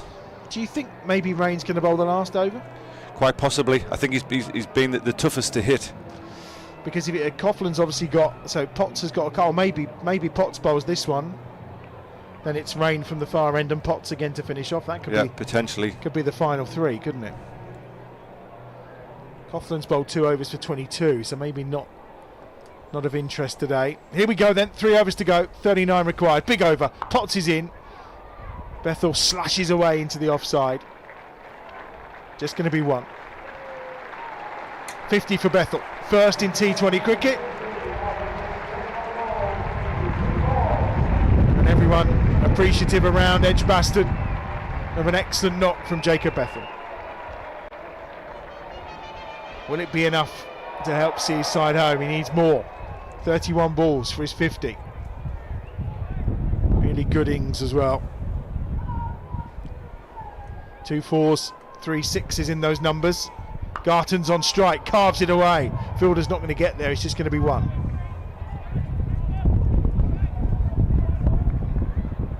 One more to the total. Garton's on to 11. 158 for 6, 37.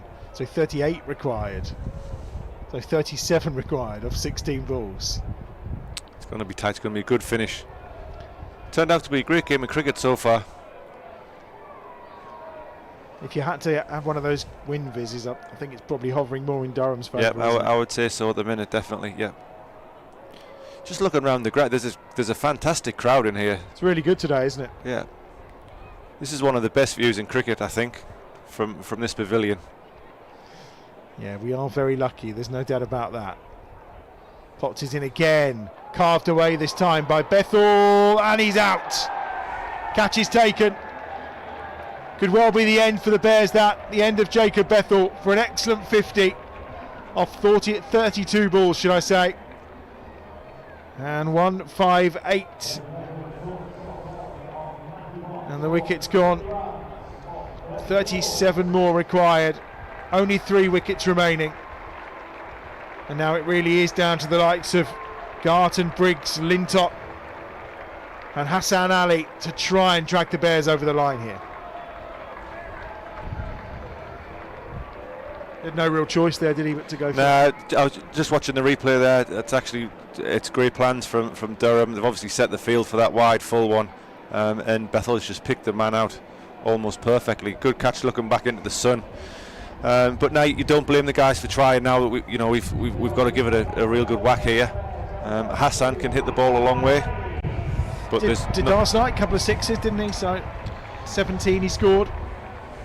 I think you'd take 17 off him now. Yeah, in vain against Lancashire it was, but yeah, that kind of contribution with 15 balls remaining here. 37 required, and obviously Hassan is on strike. First wicket for Matthew Potts, 1 for 22 so far for him.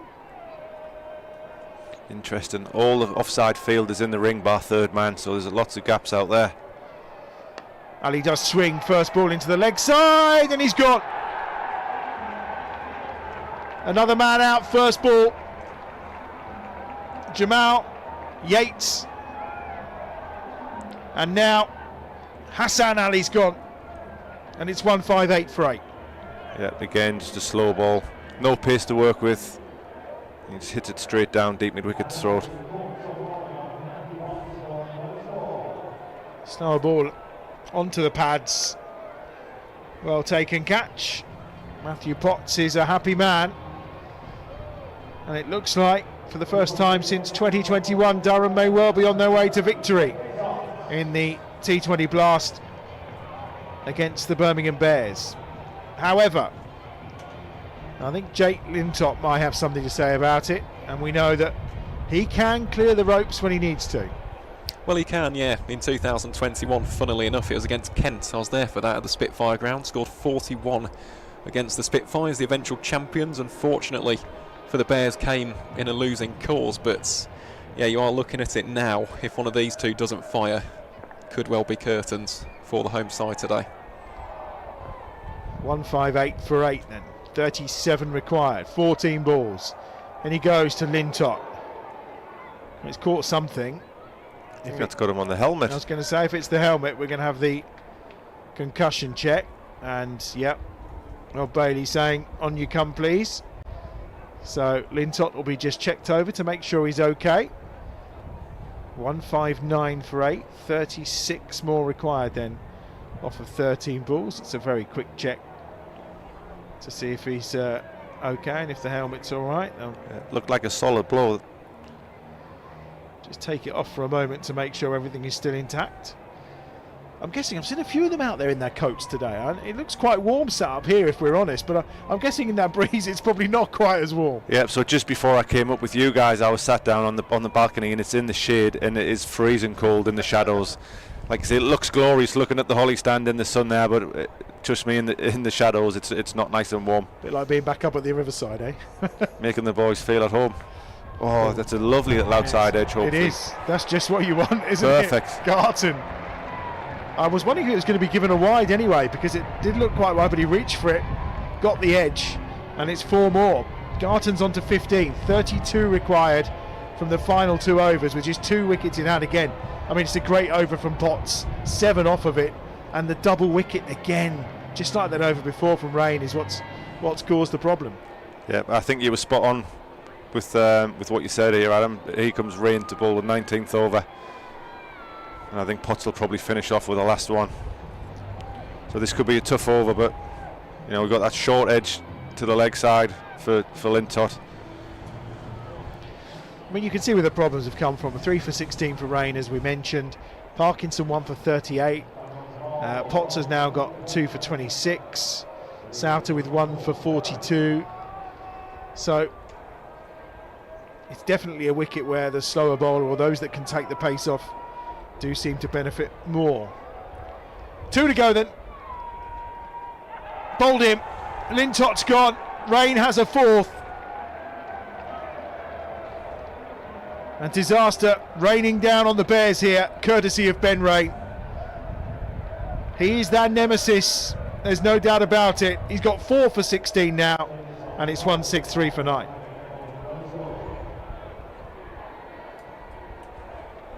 Yep, just that fuller straight one again, straight at the stumps.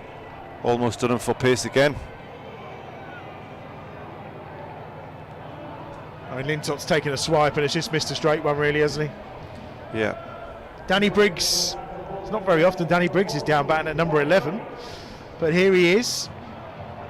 He's not really a man to clear ropes, is he? But he can certainly find his way to the boundary. Well, he can. He has done in the past. I think of that one knock for the Adelaide Strikers in the Big Bash. He scored 35 not out on that occasion, but I've got to be honest, Ben Rain, the way in which he's bowling, you imagine Durham might just be able to wrap this up in this one, and if they do, fair play. They've been by far the better of the 2 sides today in both departments. Well, Rain looking for a 5 for here. Played out by Briggs into the offside. It'll be a single, 164 for 9, which is the score, the highest run chase that the Bears have ever made against Durham, 164, isn't it? Yep, it sure is, Adam. Yeah, great statistical recall there. But yeah, in terms of the, what would I say, the discussion afterwards, I mean, we'll have to have it in terms of how the side is going about run chases, because this is now 2 in a row. Fair enough, this was a bit more significant than the one against Lancashire yesterday, but it's not a great start to the season in that regard. 2 out of 3 run chases lost. No, it'll be 2 and 2 if Durham get the victory here, and that's going to go to the boundary for 4. Garton with another boundary. There's 27 required, 9 balls remaining. 168 for 9. Garton on to 19. Almost feels a bit like last chance saloon here now. Gart, he's got to go for it. Well, as much as we all love Briggsy and we know he can do a fantastic job, I think it's got to be on Garts to go big.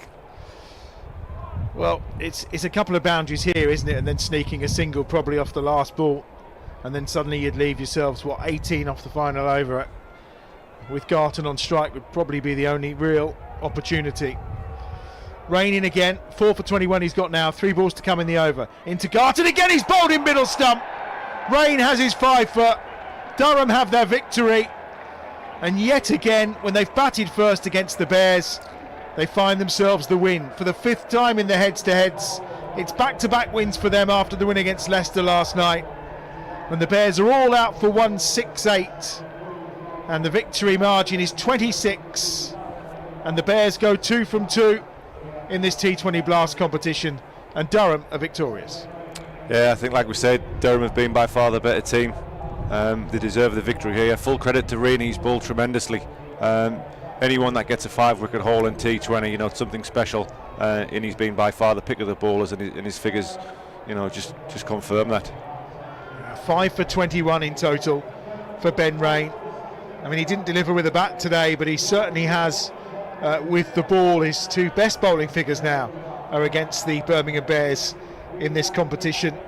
Former Leicester man, and I know Chris has got to rush off next door, quite literally, I think, to go and join Artif in a moment or two. Thank him for his company, and for our other guests today, of course, Michael Burgess and Gavin Larson, the performance director at the Bears. I mean, it's been a terrific crowd. They've had a really good game of cricket with some terrific standout solo performances as well. That earlier batting, of course, from David Bingham is probably what set this game up. 63 off 27 balls. Ashton Turner's contribution of 33 off of 24. From a bowling perspective, 2 for 23 for Dan Mousley, 2 for 32 from Jake Lintott, and 3 for 41 from George Garton with the standout performances.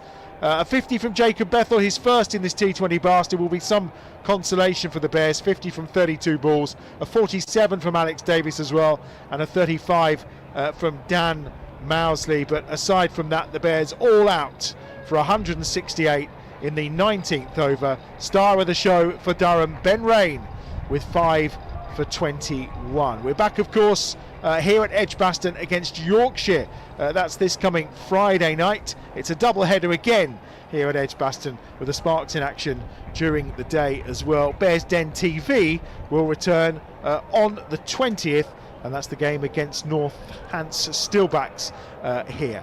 Thanks to Aaron for his company today and his insight as ever. We'll head back and find out who the man of the match is shortly with Artif.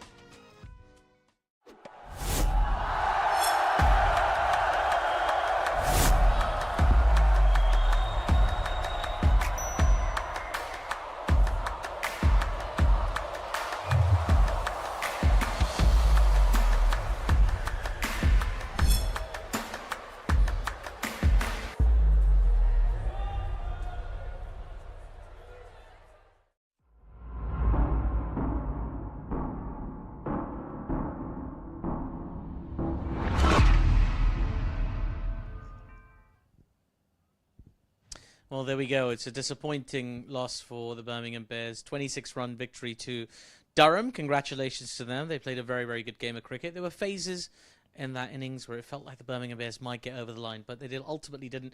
My guest at this time again, Chris Rushworth alongside me. Chris, it was a little bit disappointing, but again, it was a tall order to chase, and it felt like Durham learned a lot from their own innings. Yep, no, definitely. I think 194 was always going to be a tough ask.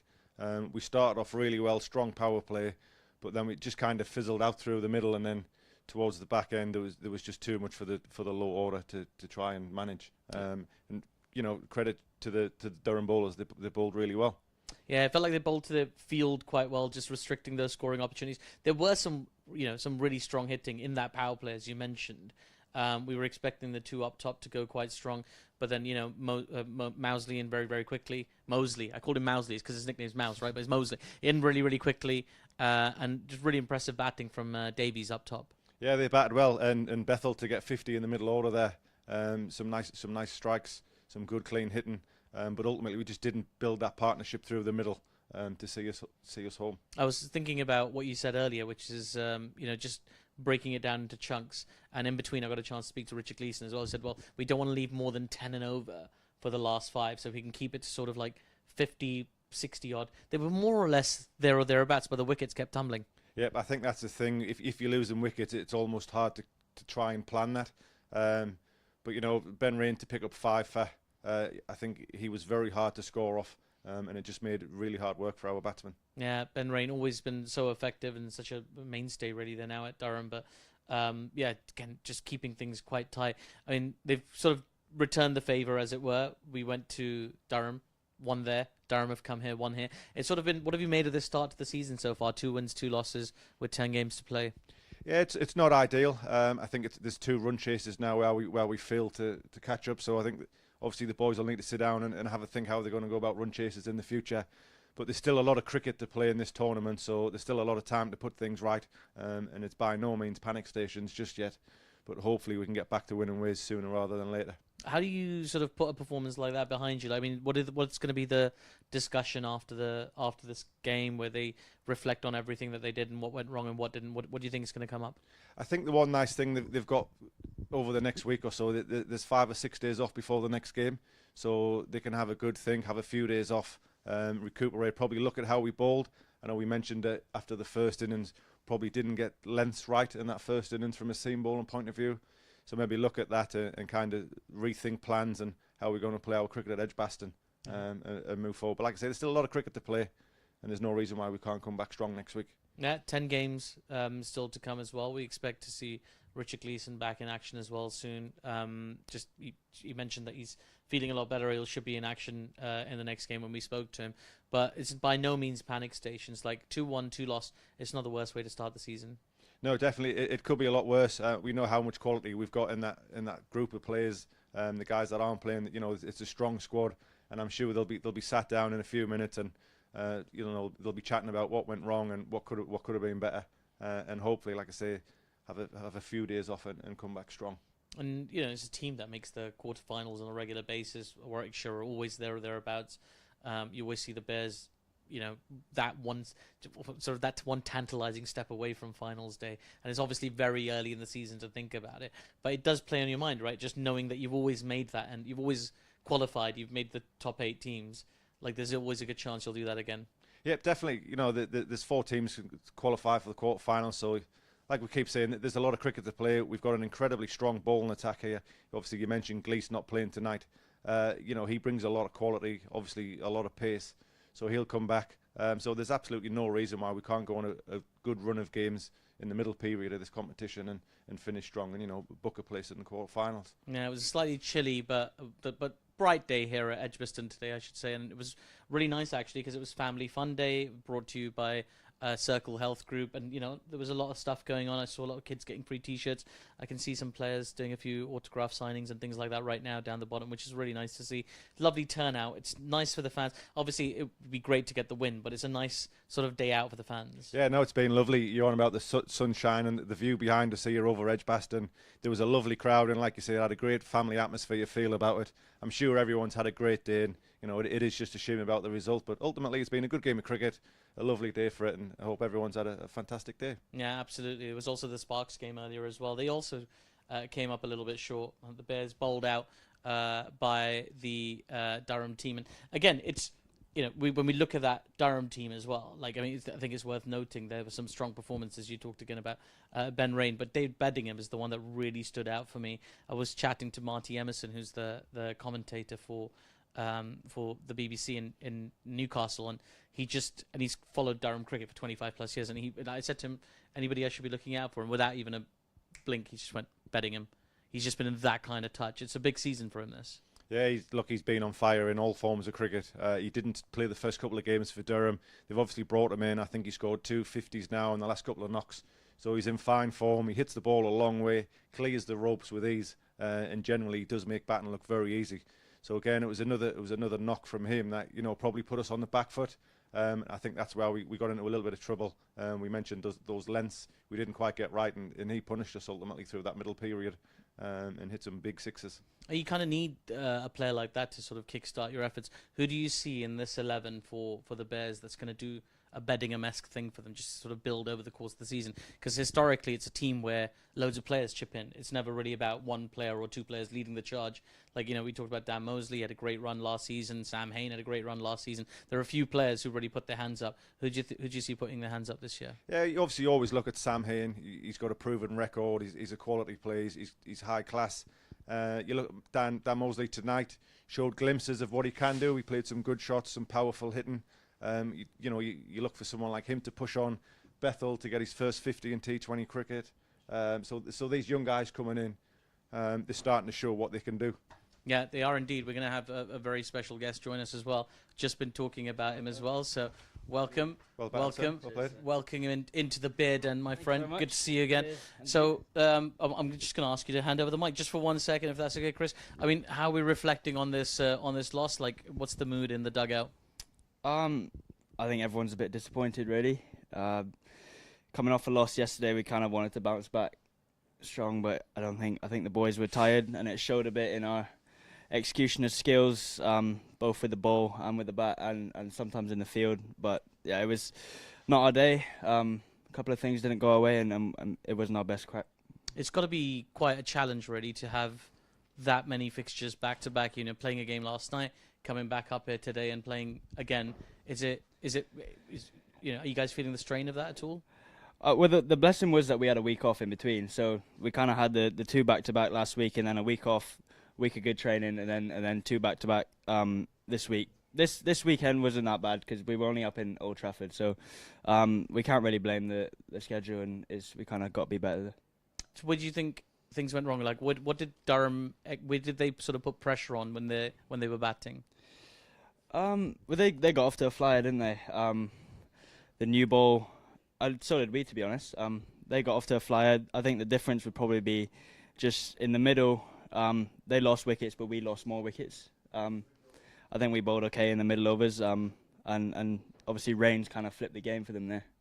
And you know, when you saw that, you come into the dugout, 194, you're chasing. Did you guys back yourselves at that time? Did you really fancy the chase and break it down a little bit? Yeah, definitely. I mean, we've got over 200 here numerous times over the last couple of years. So yeah, everybody was very confident. It was a used wicket, and it kind of played a bit better than we thought. There wasn't as much spin as we anticipated. So yeah, we said it's probably slightly above par, but not ungettable. And you know, you had a good knock yourself. How are you feeling about your own batting?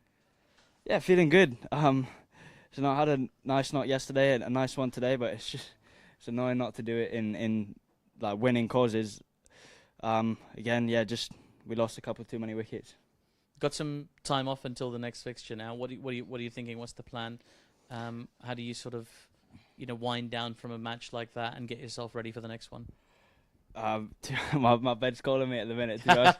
I need a good sleep. I didn't sleep too good last night, but yeah, a couple of good nights sleep will hopefully sort out everything, and then back in for some training and hopefully hit the ground running on Friday. And 10 fixtures to go, 2-1, 2 lost. Still feeling quite optimistic about chances of going deep again? Oh, 100%. I think we're not really too worried about how many games we win in the group stage once we actually make it to quarterfinals. We're kind of looking at quarterfinals and making finals day. The last couple of years we've qualified top of the group and lost in the quarters, so we're focusing on winning that quarter. Yeah, that's what Chris was backing you guys to do as well. Chris, anything you wanna add to what you're hearing? No, I think he's probably summed it up quite well. I think he's pretty much repeated what we've been speaking about for the last sort of 10 minutes or so. And I think the guys will go away, like you said. I think everyone will enjoy their own beds for a few nights and come back fresh for next weekend. Yeah, well, listen, it's been a pleasure chatting to you. We'll play Jake, unlucky not to get over the line. Chris, it's been a pleasure. Thank you so much for joining us. Hopefully we'll get you back here in the Bear Den again at some stage. Cheers. Thank you very much. It's been great fun. Thank you to everybody for joining us today. It's been great fun. Couldn't get the result today, but there's still plenty of games to go. Lots of reasons to be optimistic. Well done to Durham, and we'll be back for another one very, very soon. My name's Atif Nawaz. Good night, everybody. If you want it, you gotta dig deep. I'm on top of the mountain, but it's real steep. Been through the valley, now I'm at the peak. Yeah, a higher learning every time I speak. And when kings collide, they expect to fight. But